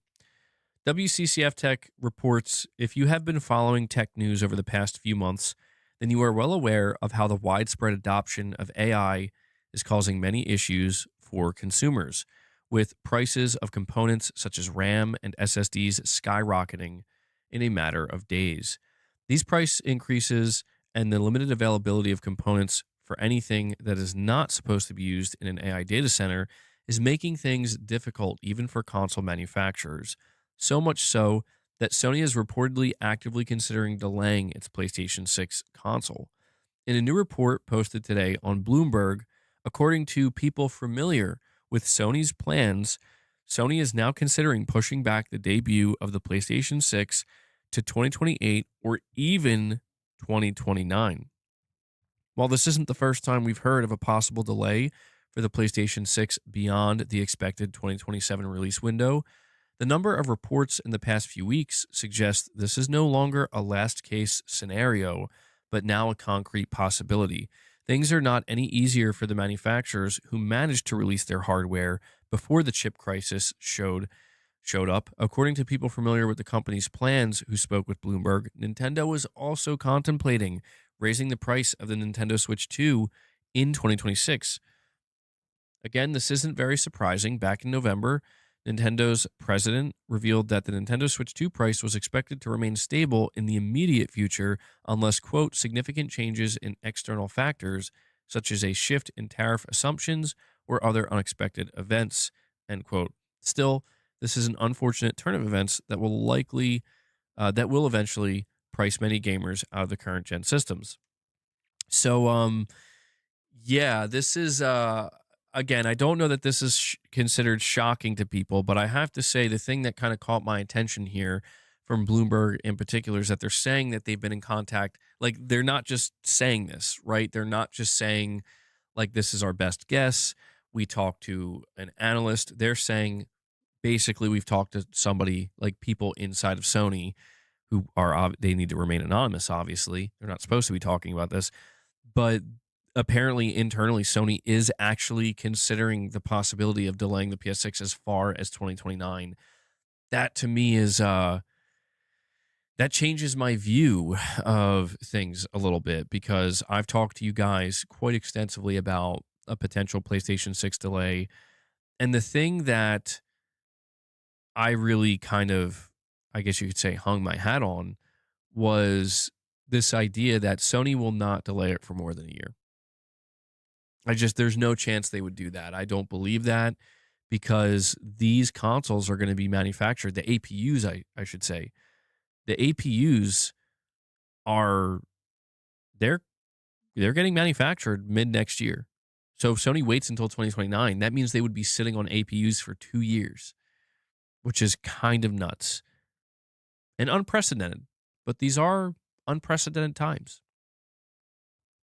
Are these analysts again or actual sources? Bloomberg says sources familiar with Sony's plans. So I'm assuming sources directly from Sony. They didn't say it was an analyst. That's why it caught my attention so much. I'm like, it's also why they paywalled it. Detective Seed said this months ago. He has Sony sources. He did say, you're right. He did say that. You're right. He did say that months ago. Very true. I forget about that sometimes. The hardware situation won't change for another 6 or 7 years. Yeah, I don't know. That's the thing. If they were to delay it to 2029, I mean, what, you know? Well, yeah, true.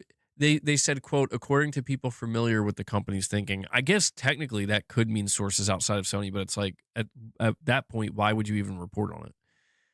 You know?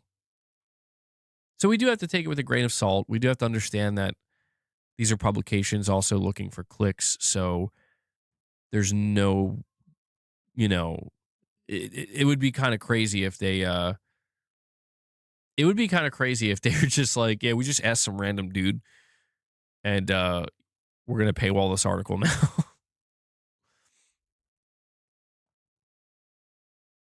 No way, it's 2029. That's insane. I do think 2029 is pushing it, man.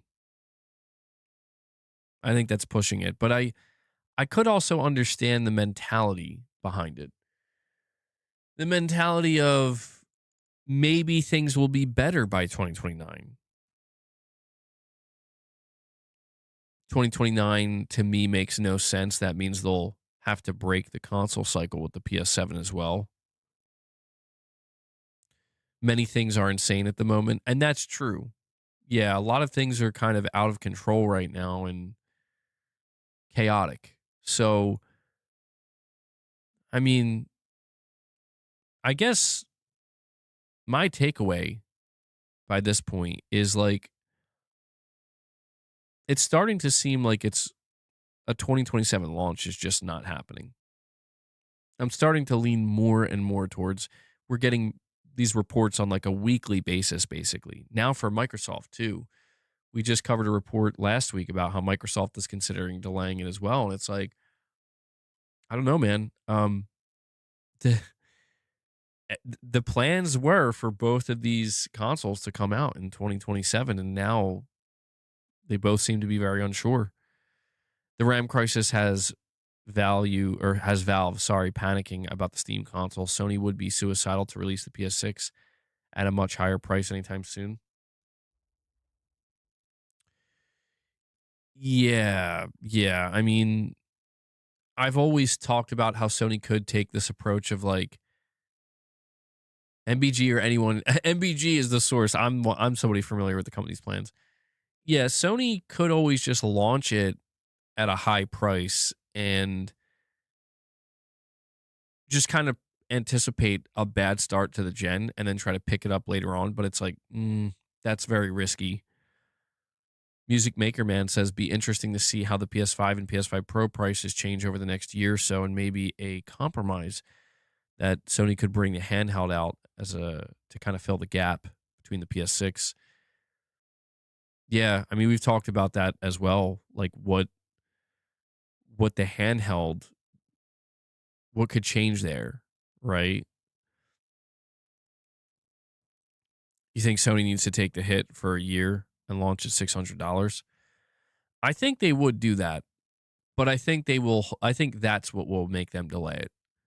Is if things. I think a portion of this also hinges on how well the PS5 is or is not doing.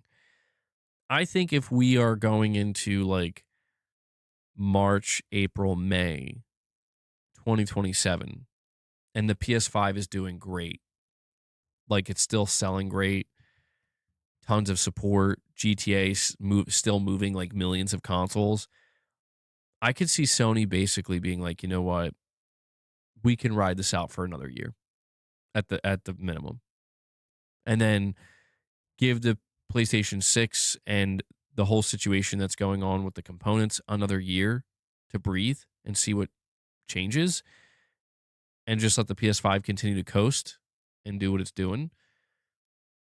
On the flip side of that, if we are looking at March, April, May 2027 and the PS5 is really starting to slow down, like it seemingly like hit a wall or something, I could see that really pushing Sony to be like, we have to do this and we have to eat it for a while.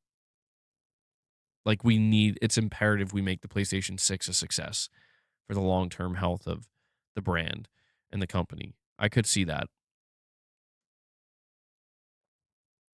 MBG, people shouldn't say I won't buy a PS5 because the PS6 is closed. Just buy the PS5.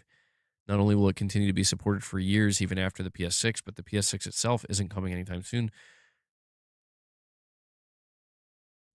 Moore's Law is Dead just made a video saying the Xbox dev kits are going out now. I'm looking at this.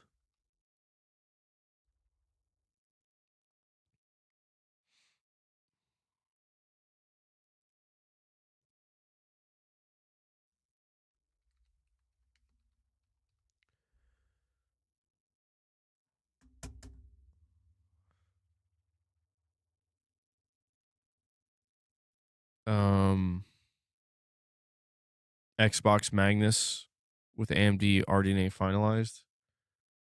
Is that the one from 3 days ago?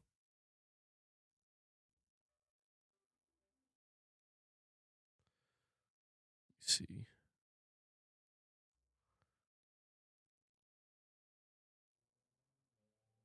Xbox Magnus Silicon finalized.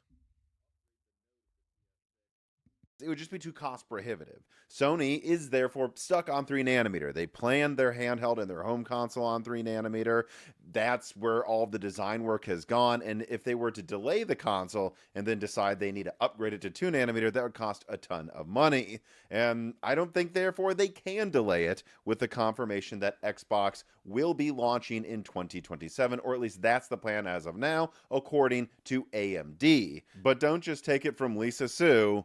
Also take it from this source that I've been talking about. Someone that I will now mention is someone that has worked directly on Xbox Magnus. It is one of my best sources who, over the years, has never been wrong about anything they've told me. And they let me know that Xbox Magnus, and that's the whole thing, the GPU chiplet and the CPU chiplet, that these things were finalized basically in the past few months. I won't say which month, I won't say which team, where, but I will say this person's never wrong. They work directly on it, and it's basically design completed.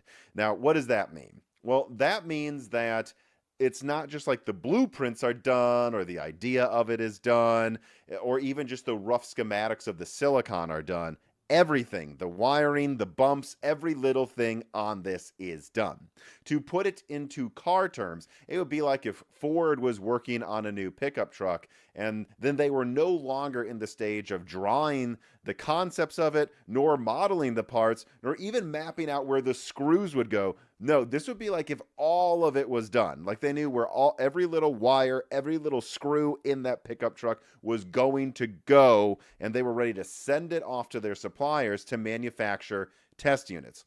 Now, to be fair, I was told that there could still be a little bit of cleanup work going on with some of the metal layers on these silicon dies for Xbox Magnus and RDNA 5 graphics cards, but that I honestly think by now even that's probably done. And so we're at this stage where little things could change here and there. Like, to bring back the car analogy, you know, Ford might design a pickup truck and then late in development they might say, we're going to go with this screw here instead of that screw. Like, tiny little tweaks can be done after they tape out and test the silicon. But for all intents and purposes, Xbox Magnus's exact silicon is done. It is ready to be sent to manufacture test units, and that puts them well ahead of schedule. In fact, I was told that this should easily allow for a late 2027 launch, and if things go as smoothly as they already have been going, it's plausible Xbox Magnus or RDNA 5 mid-range graphics cards could be ready to launch maybe even in Q3 of next year. Now, I wouldn't write down that I'm saying that's when Xbox Magnus launches, but that tells you a few, I think, very exciting things. First of all, I've heard of all of these rumors swirling around that Xbox Magnus might be canceled. And well, I've always said that I don't know, Microsoft might do anything. I've personally never heard that Magnus was canceled, and now I can tell you with 99% certainty it won't be. You don't go this far into the design process and then cancel a product. You know, again, you might go, well, they've only designed it, doesn't mean they manufactured it.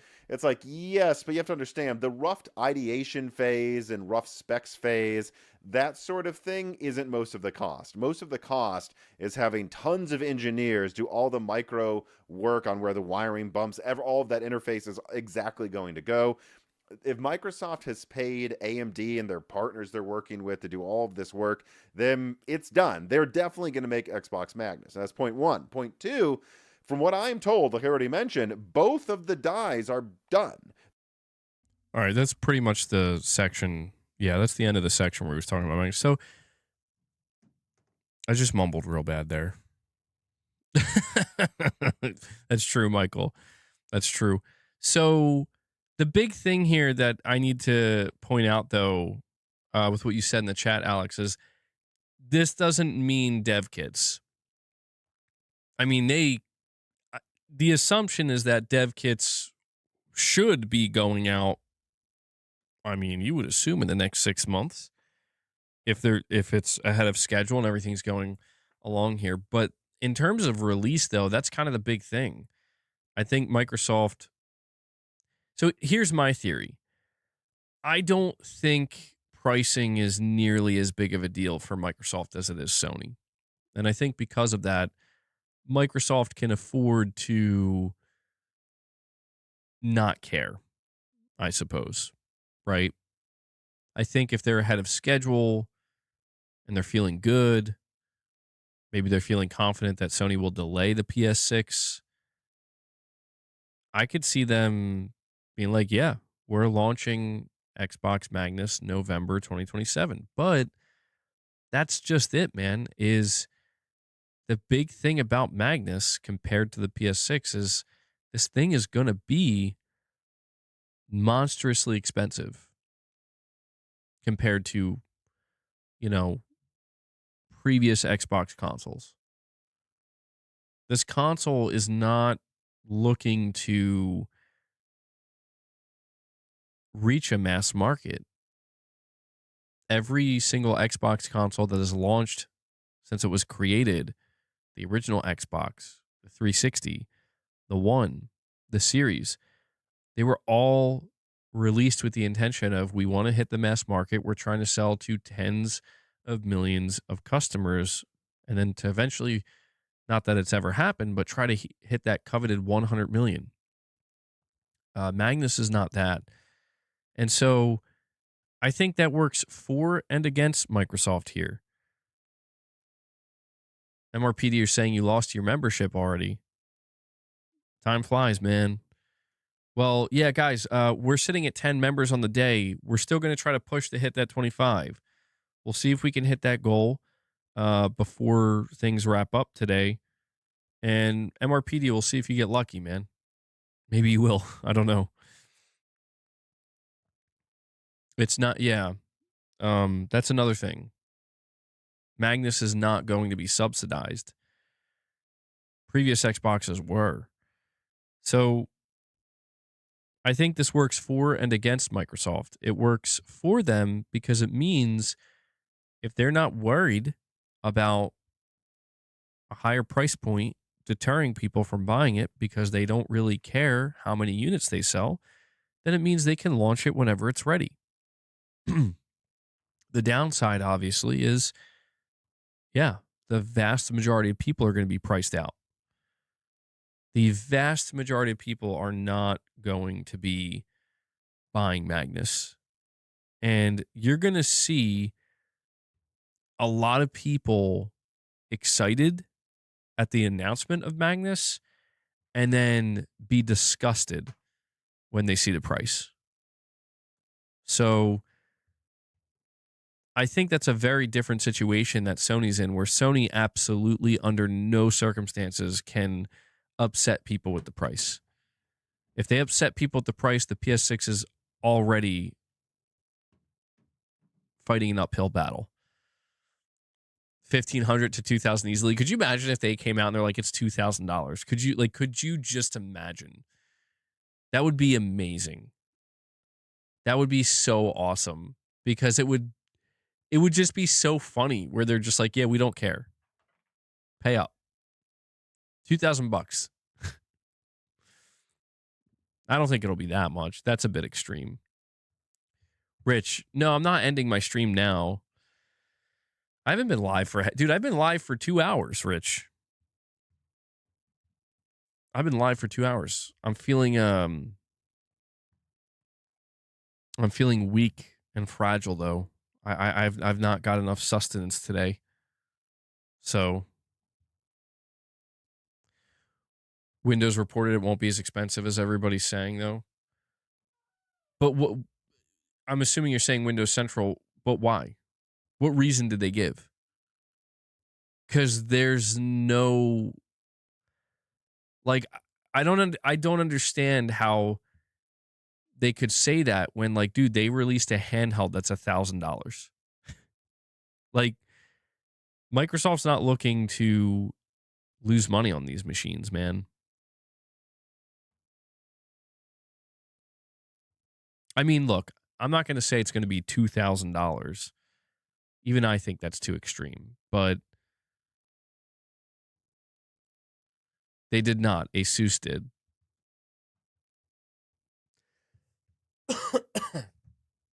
Well, I mean, it's got to be, in my opinion, sorry, it's got to be 1K minimum. I can't imagine it being Like how? Like my question is, if we know they're not going to subsidize it, how could they? Like, do we think Microsoft is going to say we'll just lose hundreds of dollars on every box sold? They're not going to do that under any circumstances. This is 2026 Microsoft we're talking about. They are not doing that. That's why Sony is being so, I guess you could say, careful about the decisions they make with the PS6, because Sony's not looking to do that either. Sony did do that with the PS3 and it nearly killed them. So Sony's got to focus on making a box that's going to thread that needle of it. Feels next gen. It seems like a pretty significant leap forward, but it's not so extreme, you know? Based off of the hardware leaks, it's going to be minimum $1,200. Well, that's the thing. The leaks, I think it was Kepler L2. He said it's going to be, sorry, I don't know why I'm coughing like that. He said it's going to be like the equivalent of a 5090. And it's like, yeah, that can't be any less than $1,000. Like, there's just no way that's going to be less than $1,000. The Steam box will be $1,000. Xbox likely $1,500. Oh my god! I think I swallowed a hair. That one guy, Tyson Webb, I think, right? When do you get your 100K YouTube trophy? I do have it. I have it over here. It's on a shelf next to me here. I would grab it, but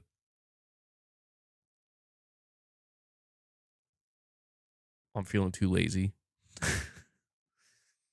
But I did get it. Rest assured, I did get it.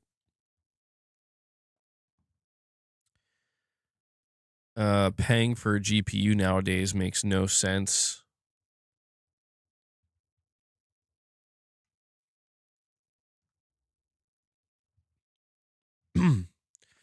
Oh my god, I don't understand what I inhaled something, man. I inhaled something. Help me.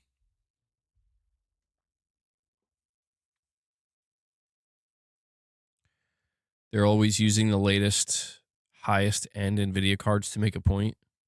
Does Sony do State of Plays in March? I think they've done. It's not, no, Ray. It's not what it is. They've done them before in March. Yeah, I think so. But I don't think, I'm not anticipating it. The next State of Play I'm anticipating is maybe April for Wolverine. And Blackspeed 2X with a $2 chat says, here's a super chat to show the trophy. I'm going to need more than that. I'm just kidding. All right, I'll show it. Thank you. You're saying congrats, by the way. Thank you.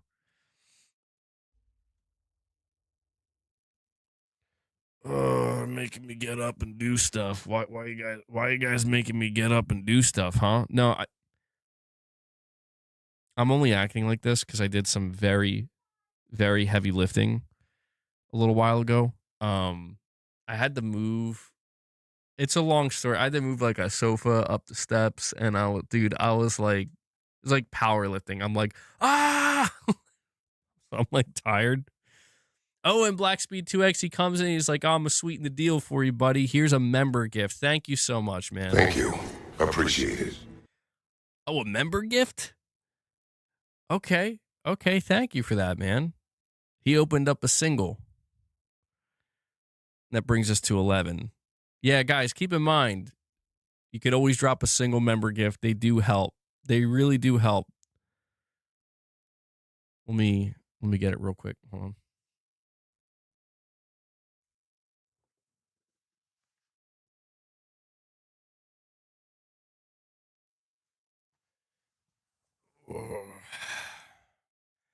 There it is. It's very, very reflective.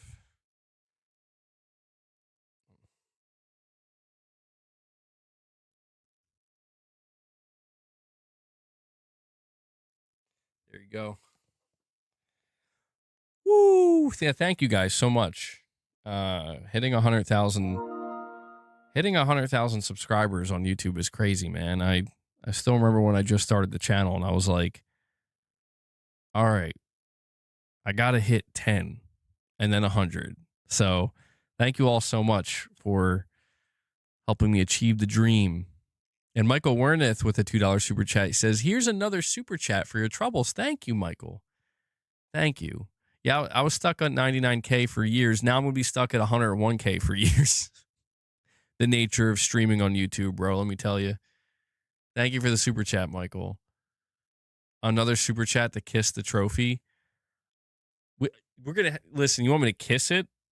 We're going to need to hit 25 members. Just like in FIFA. You want me to kiss the trophy? You want me to kiss the plaque? You want me to lick the plaque? Fuckers want me to lick my damn YouTube plaque. I'm gonna end up dropping it and breaking it.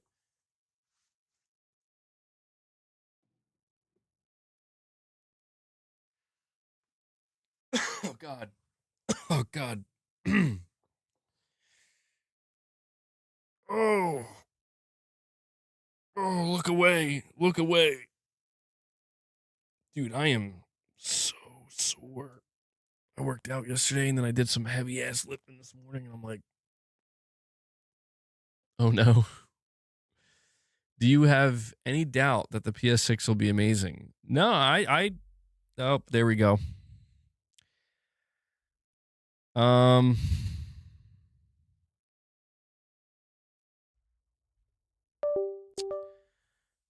I generated static electricity by walking around, and then I transferred that static electricity. Oh, it fixed itself. Look at that. I didn't even have to do anything. I've been generating too much static electricity in my body. See what happens when you make me get up and move? We're good. My man hasn't moved in 30 minutes. Damn, Garrett. No, I have no doubt the PlayStation 6 will be amazing. There's no reason for me to believe that the PlayStation 6 will be anything less than amazing, honestly. I mean, people had their doubts with the PS5, but I think the PS5 is an incredible console. I mean, I know that there's a lot of people that have issues with it, but I'm not one of those people. I love my PS5 Pro. I loved my PS5. I think about the experience I had this entire generation and I'm still having now, and it's like, yeah, man. What a great generation. Like, you know, there's always the idea of like, could it be better? Yeah, it could always be better. But I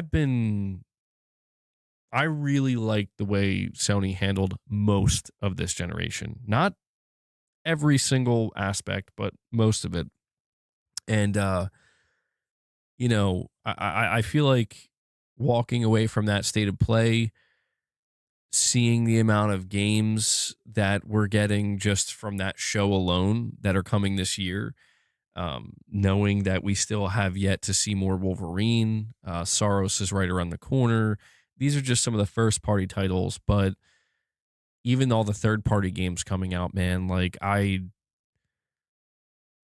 don't know. I feel like people, I guess sometimes like when I see the way people talk about PlayStation, it's like, I'm not really sure what you want. I'm not being rude. It's just like, I genuinely don't know. Like I can understand. It's like I feel like there's people where they make it seem like Sony's not doing enough, but I'm like, are you engaging with any of the things they are doing? And they're like, no. And I'm like, well, yeah, that's probably why you feel like they're not doing enough, because you're not engaged with anything they're doing. You think 2026 will define this generation? I have to agree with that. Yeah, I think 2026 is going to be, I mean, look, man, when you go down a list of all the games that are coming out this year, assuming none of them get delayed or very few of them get delayed, I think this will be the greatest year in video game history. like by far. And there's some amazing years. And I know that's a lot. But that's why I'm like, I just listen, man. I think there are just people that don't like video games anymore. I think these people tend to be a little bit older. Some of them, not necessarily. I think people have a lot of nostalgia. I do too.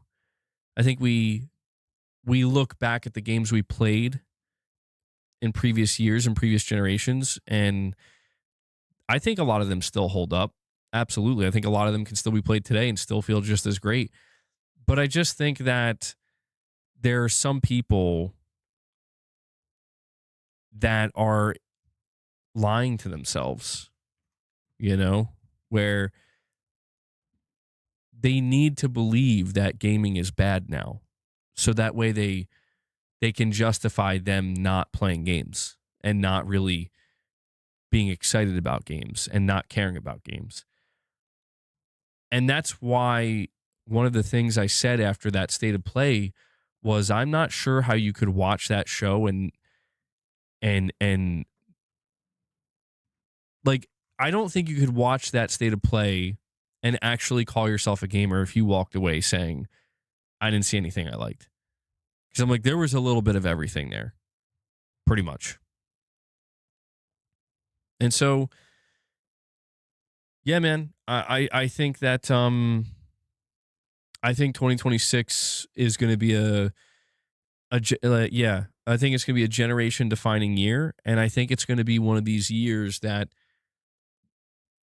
years from now, when people talk about what was the best year for video games ever, I think 2026 will be easily in the running. And for some people, I think it will be like, yeah, that was the best year. Sons of Sparta has a 75% on Metacritic. That's not too bad. Yeah, I'm not playing that because I already know that that's not my type of game. I respect what it is. Like, I respect that Sony's like, hey, we're going to do something a little bit different. And it's not for me, I also had no expectation because I didn't think they were just going to shadow drop it. So I'm cool. I'll wait a little bit more patiently here. It would have been nice if it was something I was into, but that was one of the best gaming presentations from anyone in a long time. Perfectly paced, first party, third party, second party goodies, and it had a little bit of everything. Agreed, Chris White. Yeah, agreed. You bought it to broaden your horizons. Lots of fun and good to get into the lore, but makes me realize how much more I prefer cinematic AAA games. Yeah, I thought about it, but I'm like, I can't do it. I would be lying to myself. You know what I mean? I'm like, but I respect that, though. You're giving it a fair shot, trying to broaden your horizons. Oh, you think it's a slap to the face for God of War gamers? They wanted more and better, but they get this. I think that's a bit much. I think that's kind of crazy. We got Josh Nuggets in the chat. Still no membership. Josh, are we going to get you a membership? Is it going to happen? Is now the time? I don't know, man. We've been sitting. We're sitting at 11. I wonder who would get a membership first, MRPD or Josh Nuggets. It's pretty difficult.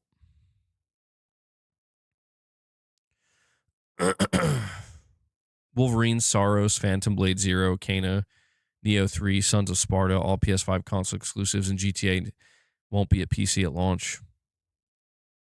Yeah. That's crazy, dude. David Jaffee doesn't like it. Yeah.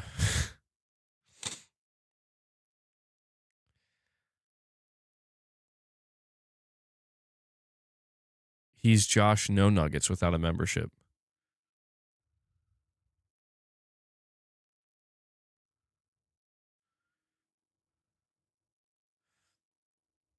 Did you guys see David Jaffee dunk on Sons of Sparta? He will forever be salty with Sony. I didn't look too much into what he said. Jake, you said you sent me an email, right? The creator of the original God of War game has criticized the newly released 2D spin-off God of War Sons of Sparta, announced as a surprise shadow drop released during the State of Play. According to Santa Monica Studio, the game has a canon story set in Kratos' youth during his training. David Jaffee, the original creator of God of War and director of the first game in the series, says he bought the game and doesn't recommend it, partly because of its story and partly because it doesn't live up to other retro-style 2D games released in recent years. In a 9-minute YouTube monologue about the game, Jaffee opens with, quote, "I bought this game. It's a $30 game. I don't like it. I don't recommend it. But I wanted to make a video more about what were they thinking? Like, what the fuck are they thinking?"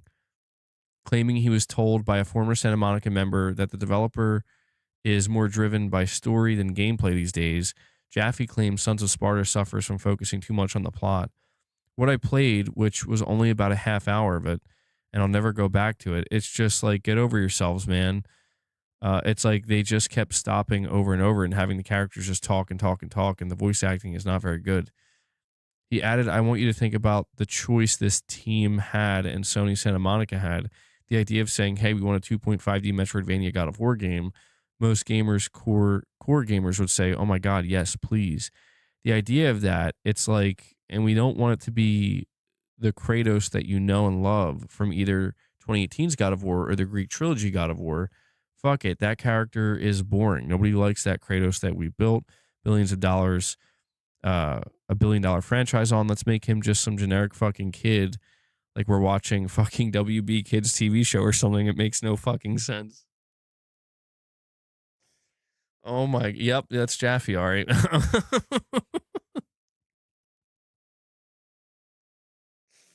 it's WB Kids. Oh my God, bro. What?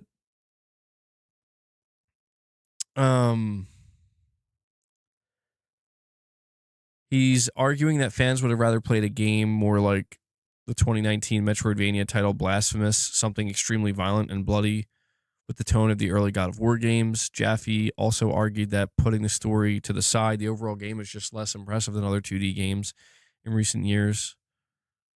I mean, I kind of get where he's coming from. I kind of get it. I think he's being harsh, but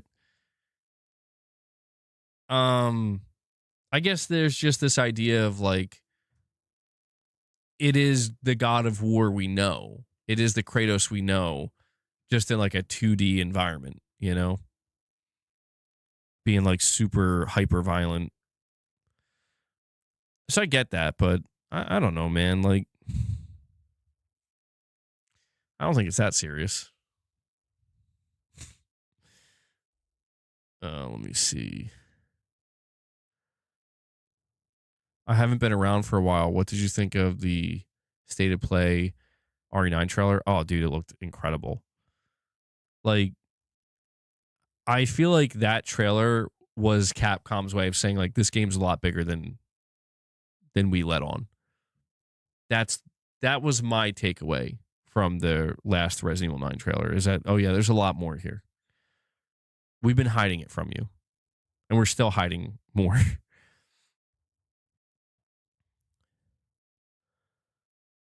Damn, Irfin, that's pretty bad.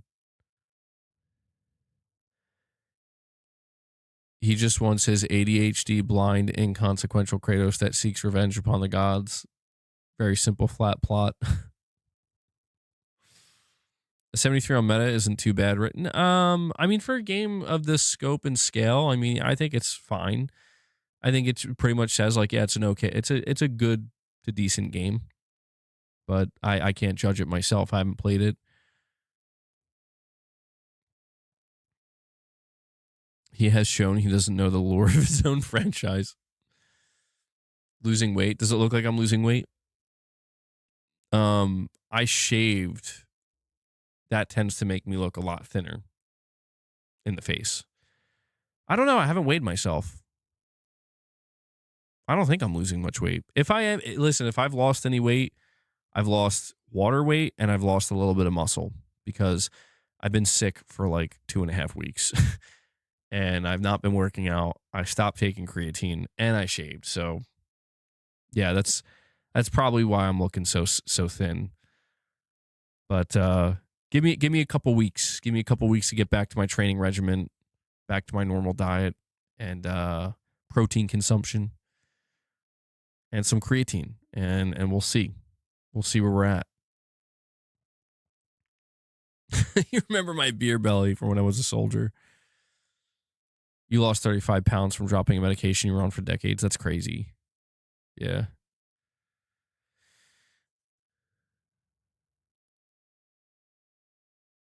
Do I think that they're going to kill off Leon?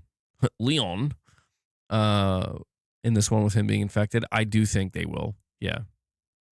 I think this is going to be Leon's send-off. MBG, let's listen to my song. We got to hit the goal. Irvin, by the way, what did you mean earlier when you said it almost killed you to make this song? What was up with that? We got to hit the goal, guys, though. All right? Do it for Irfin's sake. Do it for Irfin's sake. We got to hit 25 members. We're at 11. We got to get a member train rolling. We could do it. I believe in you guys. I think we can. Why can't I talk? I think we can. And Corey, the legend Landiga, comes in. He's got you, Irfin. Corey, the legend. He drops another 5 membership gifts for you guys. And unfortunately, MRPD and Josh Nuggets have not received one yet. But Corey says he tries. He brings us up to 16. So, guys, we're within range now. We need 9 more. Corey's kicking it off. Would I be mad if Leon died by a golf club? Oh, yeah. Oh, yeah. I don't even want to go there. How dare you, Michael? How dare you trigger me like that? And Corey, here's your soundbite, by the way.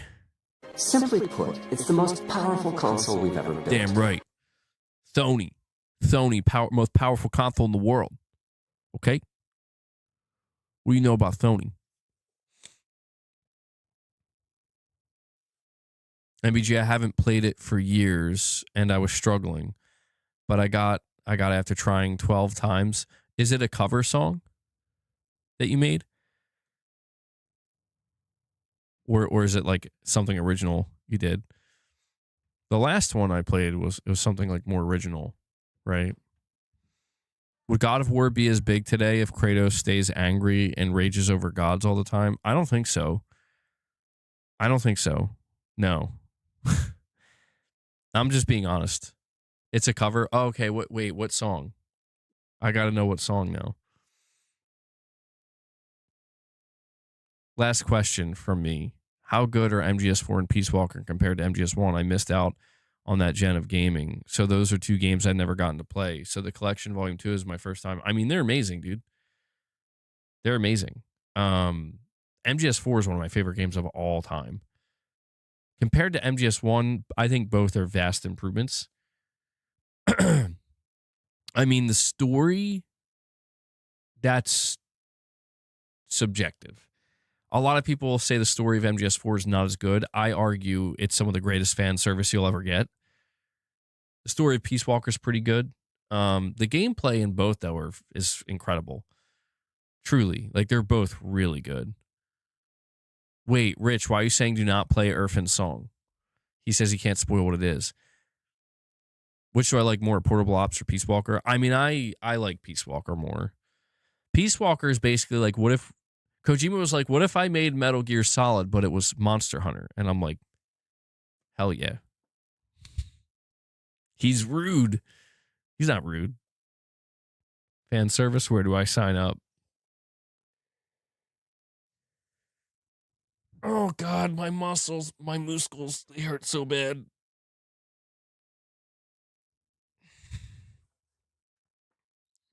All right, guys, we have to do it. I'm running out of steam here. We're approaching the 2.5 hour mark. We need 9 more members. We got to hit 25. If we hit 25, I'll feed the beast. I'll play Irfin's song. Luna will be the first one up. She's sleeping really peacefully on her cat tower, though. She doesn't normally sleep on this tower. I'm surprised. Yeah, Chris, I think you'll enjoy it, man. If you've never played MGS4 or Peace Walker, I think you'll enjoy both. Throw Unico into my diss song. Oh, damn. Irfan just took shots at Richrod. He says, at least my songs aren't AI slop. Oh, shit. Oh, Rich. Oh, damn, man. He just embarrassed Rich out here. Rich is punching air, man. Rich is like, rude.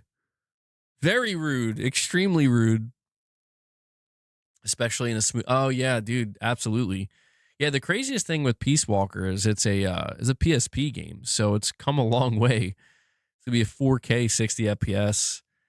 MGS4, I mean, dude, that game still holds up with how good it looks. That game took full advantage of the PS3, man.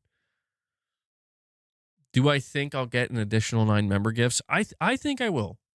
I don't know how or when, but I think we can. Usually when we're this close, we have a good chance. I always try to encourage people to do a single train. Singles all the way. 9 singles. That's all we need. I'm just feeling kind of like shit today, though. I'm not going to lie, man. Irfan, I'm sorry, man. Yeah, that's going to be... I agree with that, Raven. MGS4, it definitely looks good, but the frames were falling all over. Ray. Well, MGS4, yeah, that was a game that really tried to take advantage of the PS3's horsepower, but I think it did have some frame rate issues. It looks so good though. I remember playing it. I remember when I played MGS4 on the PS3, I was like, what? Like I couldn't believe how good it looked. I'm like, this is the best looking game I've ever seen ever. It was like it like felt so far ahead of everything. And that's, I think it's such a testament to, like, the PS3 was a very capable console if developers were able to take advantage of it, where like, dude, the fact that MGS4, it's just a port, right? Like they're not remaking it, but it still holds up, I think. MGS4's frame rate could drop to 20 or 18 FPS at some moments. Yeah, it was pretty bad. I called a caboose on this train.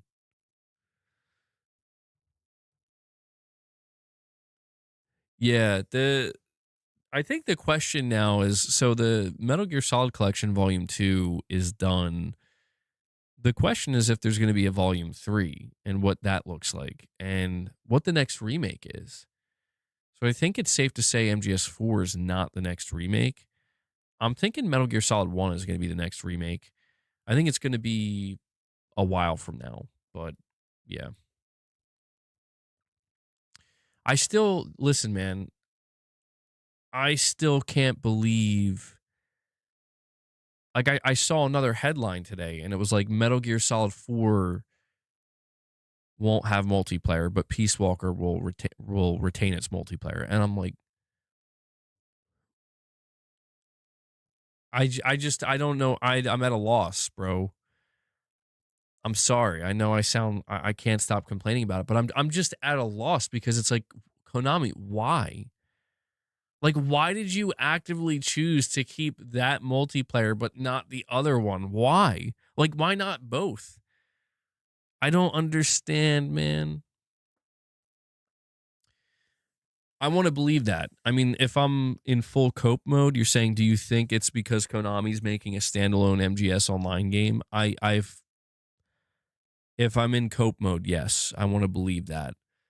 But I guess that would make sense, wouldn't it? Because the multiplayer in Peace Walker was not labeled Metal Gear Online. In Metal Gear Solid 4, it was labeled Metal Gear Online. So you're giving me hope. You're giving me hope. Get this out of here. An Instagram post is hitting huge numbers after PlayStation sent an engaged couple a gift to celebrate their upcoming wedding.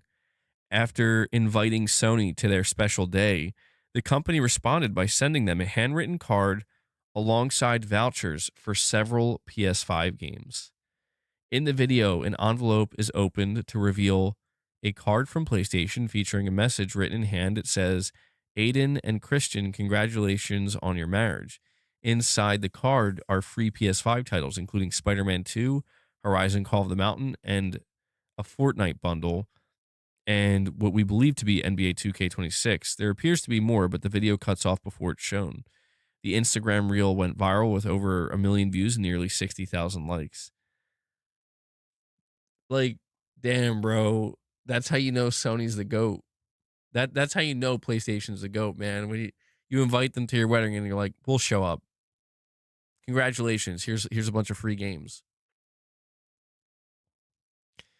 When you invite PlayStation, who are you inviting? They plan to get free shit.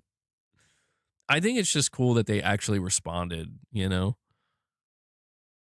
I should have invited Sony PlayStation to my wedding. It's fake. What makes you think? Wait, how do you know it's fake? Boss and I need either our exclamation or at least a cardboard box. Yeah, I got to bring the exclamation back, man. That's my bad. Which one should I remove? I have to remove one of these emojis to bring an exclamation point. Which one? Who's trying to get married? Who's going to marry Michael Warneth? Pan Parva with a €6 donation saying, "Love your streams." Well, thank you for that, man. Thank you. I appreciate that. That's very kind of you. Bro, MGS4 came out in 2008. Yikes. MBG, I hear Sony has delayed the release of the PS6 to 2029. Oh, bet that stings. Here's some tissues for your pony tears. Stop it, Dark Cloud. Stop. I've been crying all stream. Leave me alone. Oh, man. I don't know, man. I don't know. Maybe we're not going to hit 25. Remove the DualSense? That's what I was thinking, too. That's what I was thinking. I feel like nobody uses the DualSense. The characters look good. Got the logo. All right, well, I guess I'll have to do what needs to be done for the sake of Irfan, man. Hold on.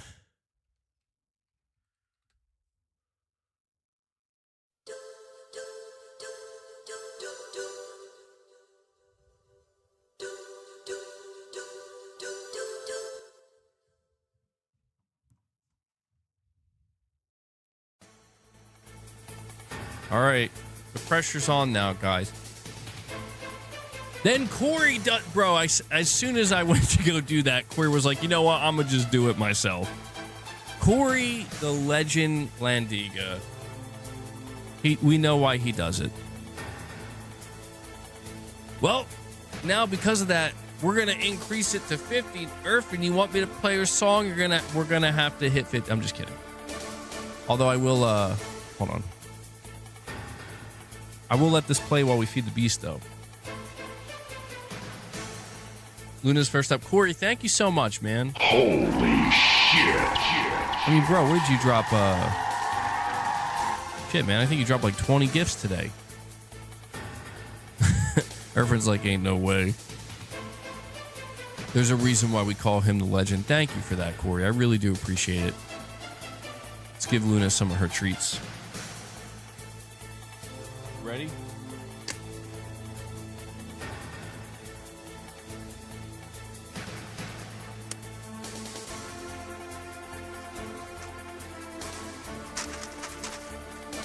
Trying to see if boss is going to come down. You're ending the stream? What the piss? I'm not going to end it right away. See, this is the problem. This is why I can't do 5-hour streams, man. Like, I did a 5-hour stream yesterday, and I gotta try to save some, you know? I want to hear Irfin's song, though. Let's see, guys, and do me a favor if you haven't already. Make sure you're hitting that like button. Hitting the like button lets me know you enjoy the streams. It helps with YouTube's algorithm. We're sitting at 160 likes. Is it possible?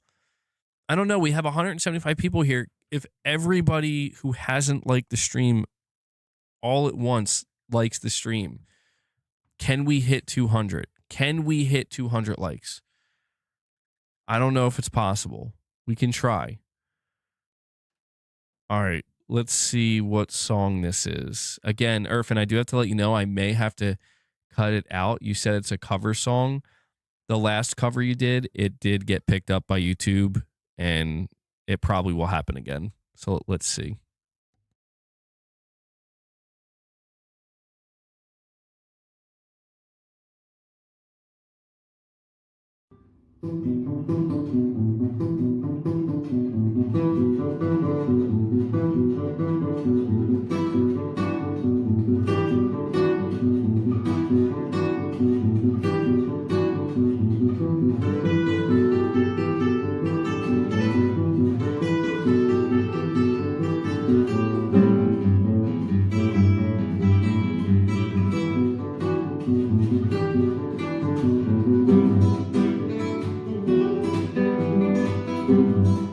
I don't know if it's gonna get copyrighted because it's he's putting some flair on it.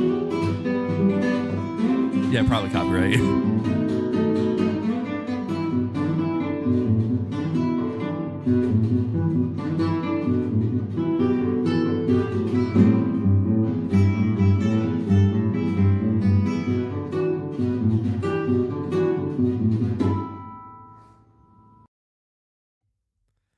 Damn, man.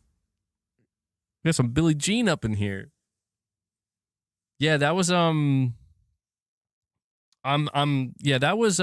was Michael Jackson's Billie Jean with a little bit of acoustic flair on it. Damn, Irfin. Good shit, bro. Apparently he had to relearn that one. It took him 12 times to get that down.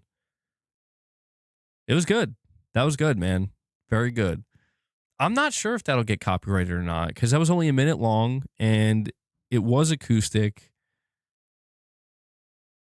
Hopefully it won't. If it does, I'll just have to unfortunately cut it out. But yeah, we got. Hold on one sec.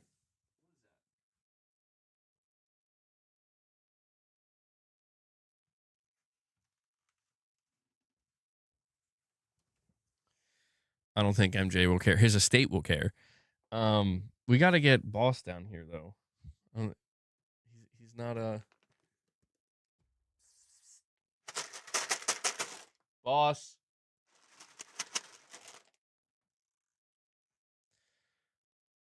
Johnny P. Johnny PlayStation. You'll clip it. Thank you. Yeah. Yeah, clip them just to preserve them, you know. Maybe next time I'll try something rock.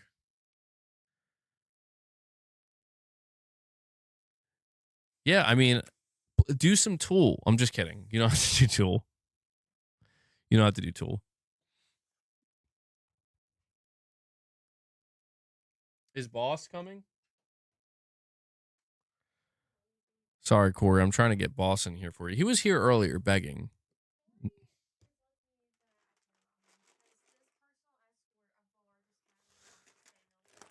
Boss is so pampered. He's like, I need to be personally escorted to my treats.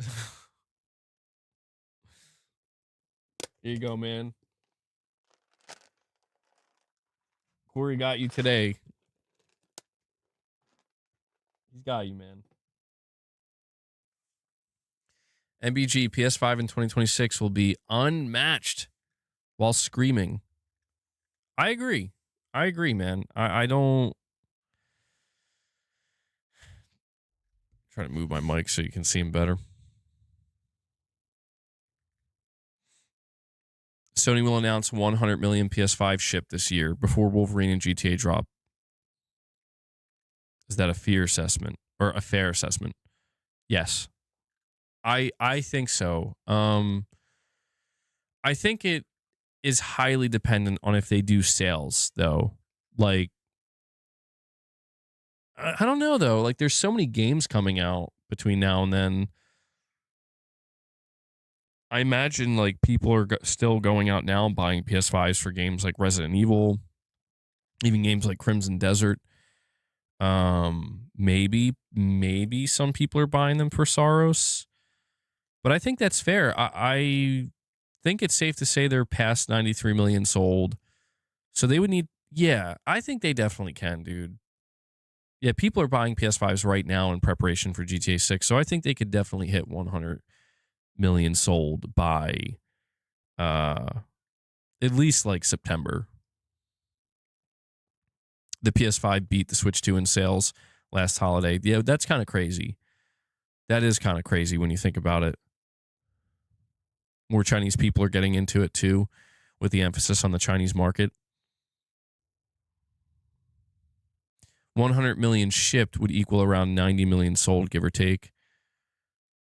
Don't produce 10 million units if you aren't selling your last 10 million, I'm assuming. Well, yeah, if they do announce 100 million shipped, then it's guaranteed that they're going to hit the 100 million mark. Because they wouldn't just produce them to just have them sit there. Sony needs to sell 20 million more PS5s to beat the PS4's lifetime sales of 110 million.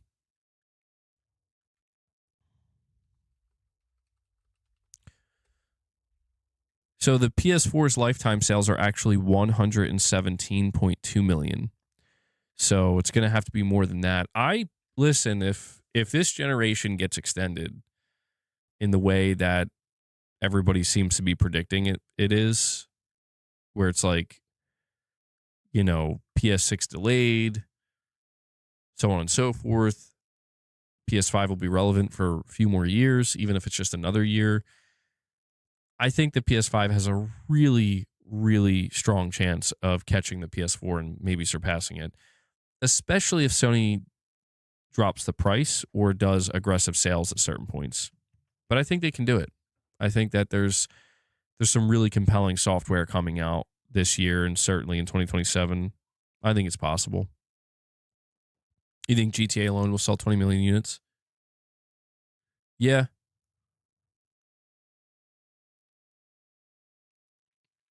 I'm just hearing things. You'll get those sales yourself if I have to. Oh, Michael, you'll do it. You'll do it solo. I'll make sure. Michael's going to make sure. Yeah, no, Michael, just send the money my way. I'll make sure. I got you, bro. I'll make sure. I'm going to do we got a million PS5 unboxings to go through. We're covered for a few years every day. Oh my God. How crazy would that be? Like every time I hit 25 members, I'm going to do a PS5 unboxing. And I'm going to build a pyramid of PS5s. You know, if I was like super rich, like mega rich, if I was like filthy rich, if I was like a billionaire, I would do that. I would do that. And then I would eventually give them away, you know. What's my favorite game this gen? That's a tough question to answer, man. My favorite game this gen. Death Stranding 2 is pretty high up there. Claire Obscure, those were recents. Returnal is a fantastic game. Demon Souls, man. I don't know that I can nail down one game. I mean, Ragnarok was incredible. Alan Wake 2 was really good. I'd have to look. I'd have to go down my entire list. Yeah, Silent Hill 2 remake. Oh, God. I know there's more games I'm forgetting, obviously. I would have to... What was that sound I just made? That was weird. I just, like, squeaked.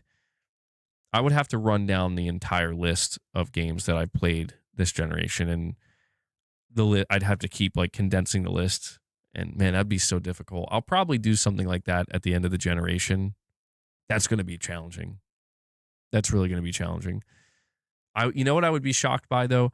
I would be shocked if GTA 6 was not number 1 on that list at the end of the gen. I would be shocked by that. Yeah, I'm curious to see what Silent Hill 1 Remake's going to be like. Silent Hill 2 Remake was my game of the year, and they just did such a great... Like, I was not expecting Silent Hill 2 to be anywhere near that good. What makes Silent Hill 1 even more interesting is the fact that Silent Hill 1 is a... I mean, it's a PlayStation 1 game, and there's always some... There's a greater level of excitement, but also trepidation when we're talking about PS1 games getting remade, because I feel like if you look at Silent Hill 2, even though there were quite a few changes that were made, it's just overall going to be less of a leap compared to going from Silent Hill 1 on the PS1 being remade for, I mean, at this point, it could end up being also a PS6 game, right? If it's still a few years away. Dude, that would be crazy. Silent Hill 1 being remade for the PS6 would be crazy. Did Dusk Golem correctly predict when the state of play was? Oh, I don't know. I don't recall him ever predicting the state of play. Dusk Golem, for as far as I understand, is well connected with Resident Evil leaks and like Capcom leaks. He is claiming that Code Veronica Remake is the big Resident Evil game for 2027. If I be good, can I stay MBG? Yeah, that's fine. That's fine. That's up to Gaming Survivor, I guess. I mean, I'm cool with it. I don't mind a little bit of trolling, you know? As long as it's in good fun. Street Fighter 6 and Fatal Fury. COTW. Oh, wait. Are my current faves whilst I wait for a CVS 3.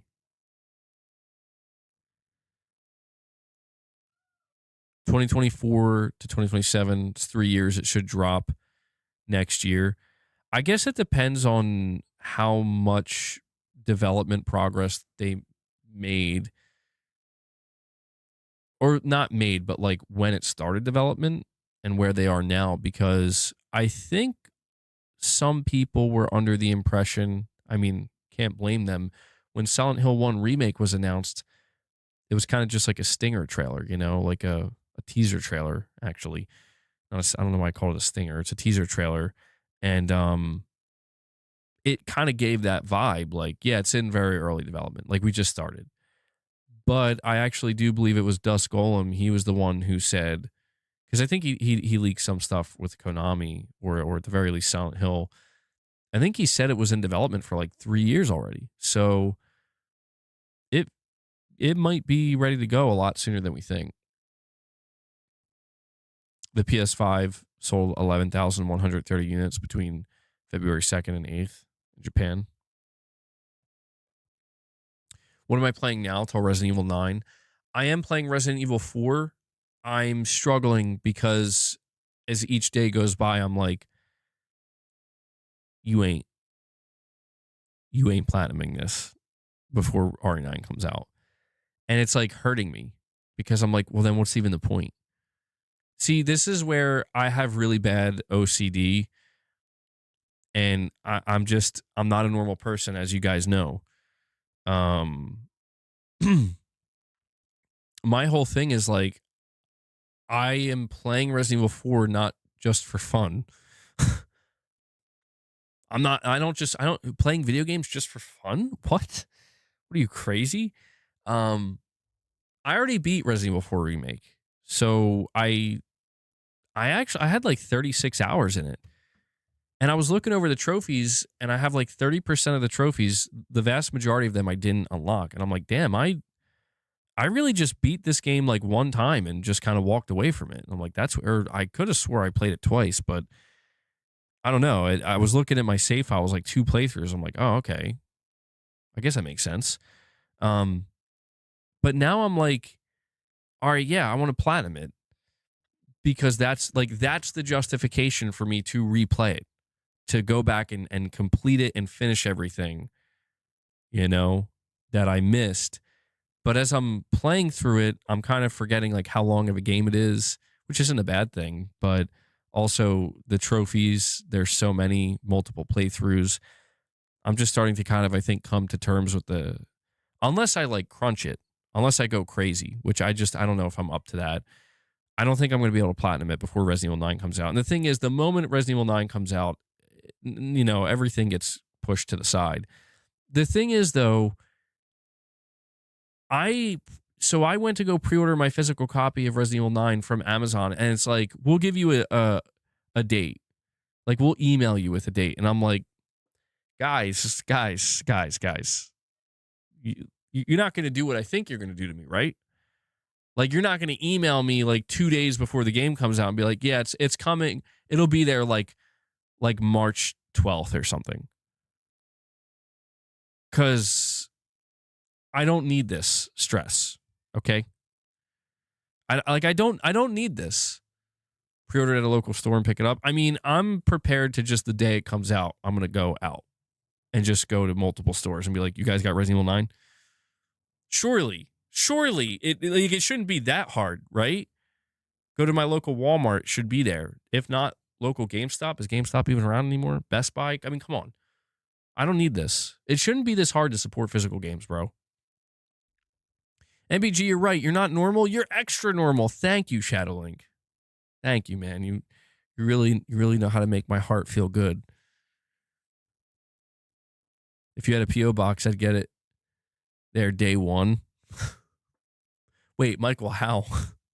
How? Just buy it digitally and wait for your physical copy to arrive? I can't do that. I can't do that, man. Like, I've made the decision that, like, I say this, I'm probably lying right now. I don't even know that I'm lying. But inside, I've made the decision that I'm not going to double dip. I'm just not doing it.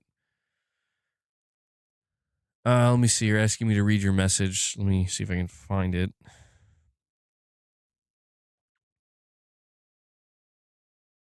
What do I think was the reason for Xbox's downfall? I think that they just sucked and they couldn't figure out how to not suck anymore. And then the sucking just got worse. And then they just sucked so much for so long that that's all that was left. Just one big suck. And that's my assessment. A very thoughtful assessment. And Crackdown 3. No, honestly, it was the Xbox One reveal. Truthfully, if you want to pinpoint the exact moment of Xbox's downfall, it was the Xbox One reveal. There's no way around it. Sorry. But, like, did you guys see? Oh, you would hand deliver it, Michael. Damn. Yeah, I got to get that P.O. box at some point. Although, I don't know, maybe I'd be a little nervous. Michael Warren is going to show us, like, hey, MBG, I got your Resident Evil 9. I'm like, yeah, man. And then before you know, and then you know who's going to be, and then Richrod's going to show up. You know what's crazy? Rich is so close to me, I think. Rich, I think he lives behind me. I'm waiting for Rich to show up at my doorstep any day now. Oh, man. Oh. A P.O. box would be the biggest mistake ever. Dude, a P.O. box would legit be the biggest mistake ever. No, it'd be okay. I think it'd be okay. I would just have to basically disguise myself when I would go to it. But what I was going to say is, guys, Soros is doing that thing where it's like 48 hours early access, and I'm like, shove it. I'm not doing this anymore. I'm not doing it anymore. I don't care. I'm going to wait. That's right. You know what? You want to release Soros 2 days early? That's cool. You do it for Wolverine. I'm buying my physical copy, and I'll fucking wait. I'm not doing this. I'm not encouraging it anymore. Let me see here. Groovin, you're saying MBG for a company that's doing so bad, people keep talking about Xbox. You know what? I'm never talking about Xbox again. This is the last time I ever speak the name Xbox. Okay? Never again. By the way, guys, we're at 171 likes. 29. I want 29 likes. I want 29 likes, and I want it right now. Michael demands it. Do you understand what Michael's going to do if we don't get 29 more likes? This man's going to find me. MBG is complaining about video games and watching rage bait YouTube videos sometimes. You're saying sometimes it could be more fun than playing video games. Agree or disagree? I mean, yeah, I think psychologically, yeah, people love a good downfall. People love to be upset. People love negative emotions. Negative emotions are intoxicating. They are. Guys, I said that and we only got 2 more likes. Are you kidding me? Do you want this man to come hunt me down? What are you guys doing? Shadowlink says, MBG, imagine this. Michael's going to be on the other side of your P.O. box, and when you reach in, he's going to shake your hand, and as you freak out, he'll hand you the game, then shut and lock the box. Yeah, and I'll only know what the hell happened later on in the stream. I was like, yeah, man, it was the weirdest thing ever. You know? It was the weirdest thing ever. I just, like, reached in and touched somebody's hand, and then they gave me a copy of Resident Evil, and it just got real weird, you know? And then Michael will be on the chat and be like, you're welcome. And I'll be like, thanks, man. He'll find you, only be jumped by Johnny P. Yeah, with a shocking realization that Johnny P is actually another person, my twin brother. You ever see that movie, The Prestige? Shout out to The Prestige. What a great movie. I'm very disappointed in you guys. I said we need 29 likes, and I literally got 2 more likes. What are you doing to me? What are you doing to me? Listen, guys, we have 3 minutes. We have 3 minutes to get 29 likes and 24 more members. Okay, we need 24 more members, 29 likes, and then I can finally wrap the stream up. Wait. No, I'm wrapping the stream up anyway in 3 minutes, so that's the whole point. The pressure of the timer. I don't even have a timer up. It's funny because I can see the timer, but you guys can't. PlayStation Pete says, I told you PS6 delayed till 29. PlayStation Pete called it. Mr. Pete, he called it. There's a reason why they call him PlayStation Pete. Because he works at PlayStation. He doesn't work at PlayStation. He's got his content. He's got his sources. That's true, PlayStation Pete. Leia, you want some treats? There's some treats up here. Come on. Go ahead. Leia had to... He's like... Domino's. Domino's, MBG. PlayStation Domino's Pete? PlayStation Domino's Pete. There we go. Yo, Domino's sounds kind of good. I don't know. I'm kind of in a pizza mood, but also kind of not. I don't know what I'm in the mood for. I'm not even really hungry right now. Leia, yeah, long time no see. What are you staring at now? You didn't say pretty please with sugar on top. Pretty please with sugar on top. I need 20. Well, what is it? I need 27 more likes. Guys, we're 173. I wanted to get to 200. Yo, people are purposely not liking it. They're like, I ain't liking it. And we need 24 members, and we need 27. Stop that. Stop that. Hey, don't make me throw the goose. We need 24 members and 27 likes. Pretty please with sugar on top. And you know what? A cherry and some sprinkles. And oh, yo, I was trying this. It's not like whipped cream. I guess it is like whipped cream. What's it called? It's the stuff you put in coffee. Not creamer. It's not creamer. There's a term for it. Oh my God, it's gonna drive me nuts. Mrs. MBG just bought it. Thank you, MRPD. Thank you. He's like, there, I liked it. Damn. Like now I'm straight up harassing my viewers now. I'm not even begging. I'm just harassing. You will like the stream. Not half and half. It's like whipped cream. It's in the same type of a bottle that whipped cream comes in, but it's called something else. Cold foam. There we go. Michael's got it. Yes. Michael's got it. Of course it's Michael. She bought this cold foam and it was like cotton candy flavored. And I had some chocolate ice cream last night and I was like, can I use this on that? And she's like, well, you can, but it's not really like whipped cream. It's like more runny. So it's it's not really going to hold. And I'm like, that's okay. And I was thinking like, man, cotton candy. I love cotton candy. I love cotton candy flavored stuff. Cotton candy cold foam. That's such a weird thing. On chocolate ice cream, is that going to be good? Oh my God, dude. That shit was amazing. I'm like, that's dangerous. That's dangerous. I ate way more than I should have. I went back for seconds. Leia, what the hell are you doing? Leia. Okay. All right, we're guys, we went over the 3-hour mark. I tried. I got so far. But in the end, it didn't matter. Because I only got 179 likes. Unbelievable. It's over. This is it. It's over. It's done. I can't. I tried. I got to retire. I gotta retire Johnny PlayStation. You don't like coffee, you like cappuccino more. I mean, I just have 2.5 cups of coffee every day. Every day. 2.5 cups.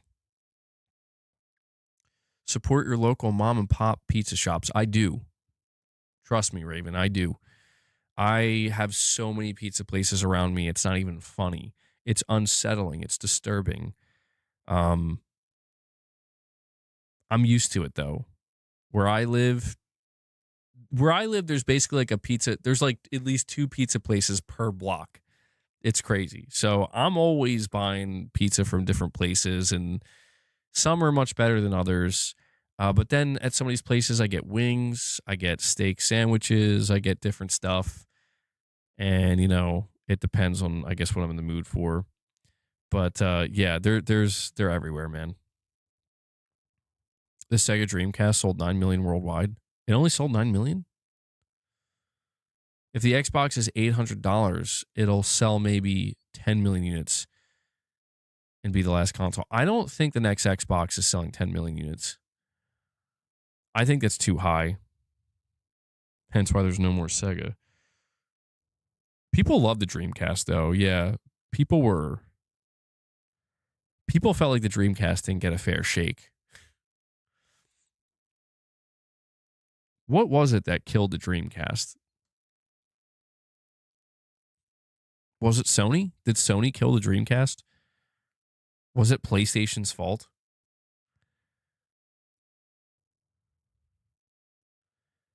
Yeah, the GameCube struggled too. The Dreamcast was way ahead of its time. Ghetto God, you think Magnus is going to sell less than 8 million? I agree. I think Magnus might struggle to sell even 5 million. I mean, I'm not saying that as a hater. I'm just being realistic in that, like, we talked about how there's no way it comes in under $1,000. And if it is $1,000 minimum, I don't know, man. I mean, there's something we have to keep in mind, and it's that even though I think Microsoft, they're going to lose support over time, I don't think developers are going to stop making series versions of games overnight. MBG, have you ever had shrimp scampi pizza? Also, do you want a 20? Yes or no? Also, you can't say maybe or it's up to you. Yes, Shadowlink. If you're I love how you puts me right. It's yes or no. Gun to head, yes or no. Shrimp scampi pizza. I've never had that though. That sounds good. I love shrimp. And I love pizza. Put some scampi in there and where do you get a wait, but where do you get a shrimp scampi pizza? Like, I got a lot of pizza places near me. I don't think any of them offer a shrimp scampi pizza. Then again, I'm pretty boring. Like, I don't experiment. I don't look for like new things to try on pizza. So for all I know, half these places I'm ordering from, they may have some of the craziest concoctions that you can buy and, crazy pizza configurations. I'm not even looking. You're getting hungry, Irfan? Irfan, do you have a lot of pizza places around you? Is that even a thing? Leia, what are you doing? Okay. And Shadowlink comes in, he drops the 20 on you guys. He says, do you want a 20, yes or no? No maybes. No maybes, yes or no? Yo, Shadowlink coming in big with a 20-pack. Shadowlink, bro. Holy this shit. Man. Hold on, I got to give him his, it's been a little bit.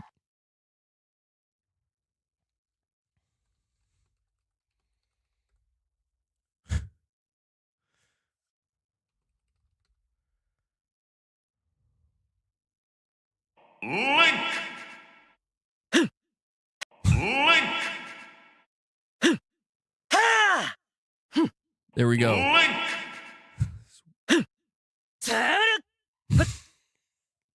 Thank you, Shadowlink. I didn't mean to play that many sound bites from that. I got to figure out what's wrong with my mouse. It's been giving me problems all day. Like, I'm struggling to navigate anything. See, what does that mean when I hit it and it works better? What does that mean? Does it mean it's dying? But guys, Shadowlink dropped 20 for you, and he brought us to 46. So you are going to make me do reps. I need to see 4 singles. Now, I ain't asking no more. I'm turning the gun on the chat. And Shadowlink with the super chat says a place near me makes it delicious too. I'll have to keep an eye out for this. I would like to try it. I'd be a little nervous because I don't think a shrimp scampi pizza doesn't sound like something that for me would be like a guarantee that I would like. Just because, I don't know, there's just like some food combos that I feel like sound good, but then I'm like, actually, no, I don't like that. But I don't know. I do love shrimp. I love seafood. Come to think of it, I don't think I've ever had any type of seafood on pizza. I know like anchovies. What's up with anchovies? I know that's a popular thing. Are they that good? Are anchovies actually good? Because that's like a pretty famous pizza combo. Mr. Shagnar says, hey, thanks for the gifted, Shadow. Wait, Ray, you were saying you believe I need a bigger power supply. And Irfan said, I eat pizza at least once a week. And I know that's not healthy. I'm right, dude. I mean, I'm pretty much the same. I'm literally eating sushi right now on break. Oh, nice. Well, guys, I'll extend the stream a little bit because Shadowlink, I wasn't expecting that, man. Thank you so much. Corey did heavy lifting for the first goal, and now Shadowlink dropped 20. And I'll give you guys an opportunity. Okay, Leia, you're going to have to stop that. What are you doing? She's acting insane. Oh my God, she's acting like a possessed demon pig. What are you doing? I know you guys can't see it right now. Hey. I don't understand. She seems like I don't know. I don't know what was in these treats, man. She came over, she ate a few, she's over there. She's like running around and shit. And I'm like, okay, I'm not sure what happened, but she went mad. MBG, next time I get it, I'll put it in the Discord. Yeah, please do so. I do got to see what this looks like. I have to see it.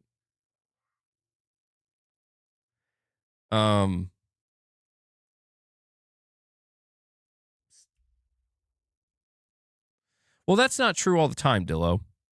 That I think on like weeks where there's not like big, huge things happening, yeah, I have a few regulars that continually show support, but I keep not like track of everything, but I basically am able to see everybody who gifts, and it's more spread out than you might think. Are there people who like drop a lot of member gifts to support the channel in a big way? Absolutely. Yeah. Which obviously I greatly appreciate. You know, they are very much the backbone of the channel. But you'd be surprised. There's more people that have contributed. Like over the course of a month, there's people I see come in. I see names pop up. I'm like, oh, I don't even know. I've never seen that person before. If you only had me. Okay, guys, we got to listen.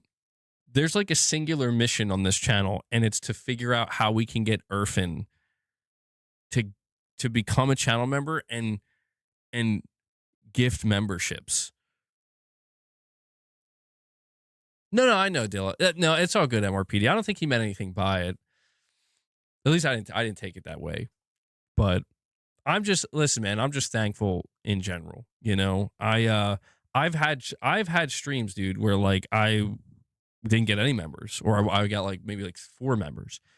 And, you know, it can be discouraging, of course, because it's like, oh, you know, I don't know what that means. I don't know if that's like a sign of like, uh-oh, you're not going to get support anymore. I've had months, you know, where like I was very unsure of like, oh, I don't know, like, is this still going to be sustainable? Can I still keep this going? Do I need to make like massive changes or something? But if there's one thing I've learned in doing this is that, you know, my general understanding is as long as I continue to show up and run the channel to the best of my ability and continue to engage and continue to be as passionate as I can be and care about what I do here, then the other side, hopefully, most of the time will take care of itself.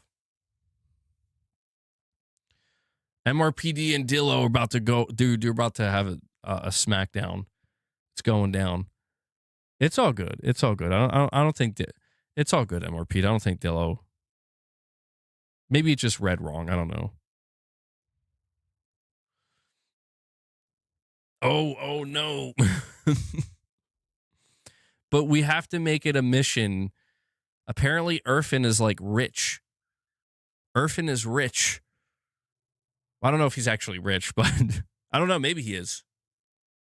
I think Irfin's filthy rich. He's disgustingly rich and wealthy. And he wants to share that with the channel. But due to where he's located, YouTube will not allow him. We have to find a way. We'd be hitting 100 members every stream, bro. Black pudding pizza is really good. What is that? I don't know what that is. What is black pudding pizza? That does not sound very good. I like pudding. Ban him. Irfin's dying. Get him banned. Get him banned. We don't do that here. Black pudding is an Irish staple. Huh. Same as blood pudding. Shadowlink says, MBG, so your channel to me feels like I have a friend I don't see in person, but I chat with often. Kind of like how you make friends online in gaming, but you don't know them in person. Well, I appreciate that, man. Yeah, I've had that throughout the years too, right? Where if you've done any type of online gaming, you've definitely had those experiences where you met people online and you never meet them. You know, you probably never will, but they could be like a significant part of your life for like years, you know, years and years. Or in some cases, some people develop like friendships and stuff over multiplayer gaming, which is cool too. Pizza with black pudding topping. Dude, there's no way. You have to be trolling. There's no way you're telling me pudding on pizza, bro. What are you telling me right now? I have to look this up. Oh, okay. Black pudding is a type of blood sausage from the UK and Ireland, made from pork or beef blood, and a cereal filler, such as oatmeal or barley, seasoned with spices and herbs. It's a traditional part of a full breakfast, often fried, grilled, or crumbled into other dishes. It's known for its dark color and rich, savory flavor, though it's not a sweet pudding. Okay, that's what was throwing me off. I'm like imagining you putting like chocolate pudding on pizza, and I'm like, that's horrific. Why would you ever do that? I'm like imagining like ripping open a snack pack and like squeezing it onto a pizza. Like delicious. I remember when I was in like grade school and we had pizza every Fridays, there were like these weirdos. There's like these kids, they would just like put a shit ton of mustard and ketchup on their pizza. And I'm like, you're disgusting. You're utterly disgusting. Like, what is wrong with you? And it was like not a little bit. Like they would just like squeeze it and like doused it with ketchup and mustard. And I'm like, yeah, like I'm going to school with future psychopaths, basically. Weather's nice for us today, right? No, Rich, it's not nice. I don't know what you're talking about. Rich. If Phil Spencer offered MBG a free Xbox Magnus console, he would jump ship in a heartbeat. No. What you mean to say is I'd throw that box off my ship into the ocean in a heartbeat. MBG, today I officially graduated from university. Let's see what the next step will be. Either mandatory military service or jumping straight into work. In any case, I'm excited. Damn, mandatory military service. Fascinating. Does that make you nervous, Irfan? I'd be nervous about that. Mandatory. Well, congratulations on that, bro. That's a big deal. Graduating from university. We're proud of you, man. We're proud of you.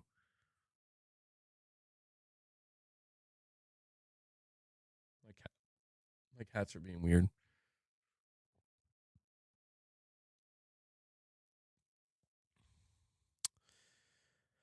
It's like 50-something degrees right now. Not where I'm at. It's a little bit warmer. I used to think pineapple on pizza was a horrendous idea, but it's not that bad. I don't prefer it, but it's not as horrible as it once perceived. My BM likes it. Yeah, I used to like it more. I've kind of stopped liking it as much. It's still horrendous. Black Speed, since it's been 2 years since graduating.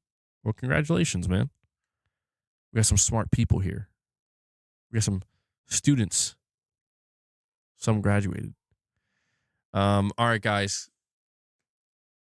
I'm just trying to figure out if we should we push it to try to hit 50? We're at 46. We're pretty damn close. Where are we at with the likes? All right, here's what we're gonna do. Because it's I definitely I'm fast approaching the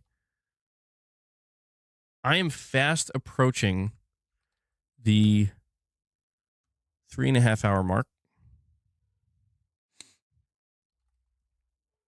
Here's what we'll do. I'm gonna put on some music. And okay, can you guys stop? What are you doing? Oh my God. Like, what the hell? What kind of drugs are my cats on? It's Shadow Link, bro. He's like, I got it. He's like, I'm going to do it. He pulled the Corey Landiga on us. Shadow Link comes in. He drops another 5 for you guys. That's 25. He does it. He got us to 51. You did this yesterday too, Shadowlink. Thank you, man. All right, well, it's time to get the reps in. It's been a little while. We got to get the reps in. I'm going to play a song. It's probably going to get copyrighted. It will get copyrighted, but hold on. Yeah. What song do I want to play here? I mean, I don't know. Like, do I want to play a song that sounds crazy or a good song?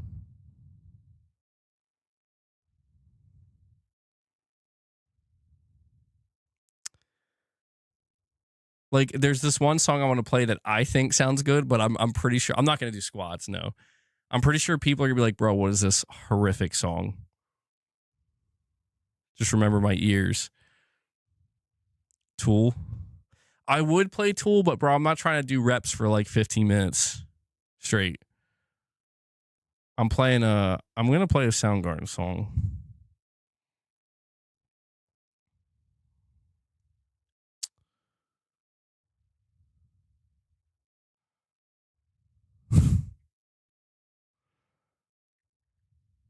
All right. I'm gonna play a really weird song.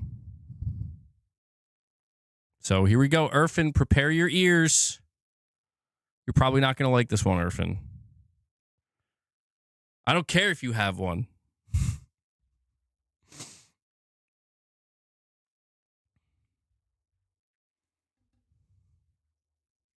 All right, I'm not gonna play the whole thing. That song is an acquired taste. Show us again. Yeah, what do you mean terrible form? What do you mean terrible form? And Richrod comes in and drops a single. Rich, thank you. Rich brings us to 52. I'm impressed, guys. I did not think we would hit 52 today. I was hoping we could hit 25. Means 25 more minutes. I will say we're at 185 likes. We're very, very close to 200. Irfan, what is this? Blackened Karma.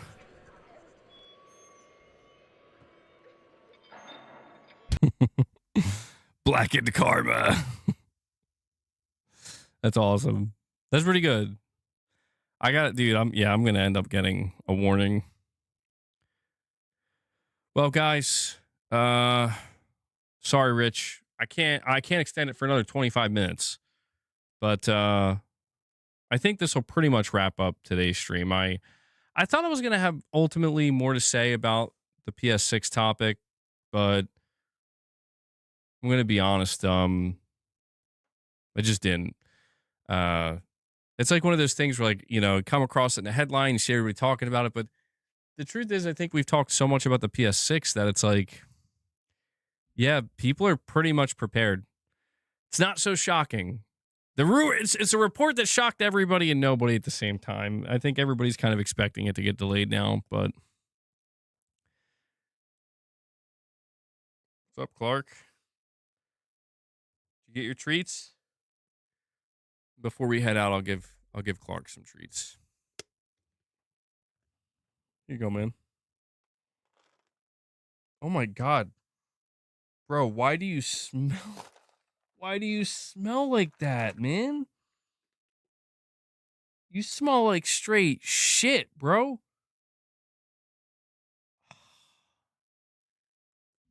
What is it with these cats? I'm out. That's it. I'm done. If I wasn't done, I'm definitely done now. Rich, you can blame Clark, bro. You can blame this cat from the hood, from the streets. I don't think he's dirty. I think he just took a dump or something and came over, because I don't know why he smells like that. But I'm out, bro. I am out. How rude, Clark. Unbelievable. But in all seriousness, guys, before I head out, thank you all so much for tuning in today and chilling with me. Apologies that I didn't really have as much to say about some of the gaming-related topics as I thought. Hopefully, we'll have some more things come up this week that we will discuss. And thank you guys for getting us to 52 members. For those of you who are recurring channel members, for those of you who gift memberships, and for those of you who are dropping super chats and direct donations, thank you all so much for what you do. I'm completely fan funded. I can only do what I do here because you guys literally make it possible. So massive shout out to the community as always. But if you're somebody who just tunes in and watches and you can't necessarily support directly, I appreciate that as well. I mean, what would this channel be without anybody watching, right? So the only other thing I'm going to ask you to do, if you haven't already, as you're heading out, is please hit that like button. We're very close to 200 likes. Thank you all for that. And I think that's it. I did put out a video earlier. You can go check that out if you want. You know, basically cover the topics we talked about here today, but much more concise. And have to make sure to give a big shout out to Devil Shooter, who does the timestamps for the streams. If you guys see Devil Shooter in the comments with those timestamps, give him some thanks, show him some love. I know he appreciates it. And we should be back here tomorrow if everything goes according to plan. Oh wait, yeah, is that yeah. Rich, chill, man. Chill. Okay. All right. It's time to go.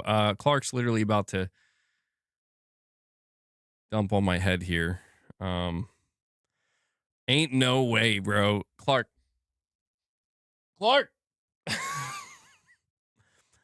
I'm ending the stream.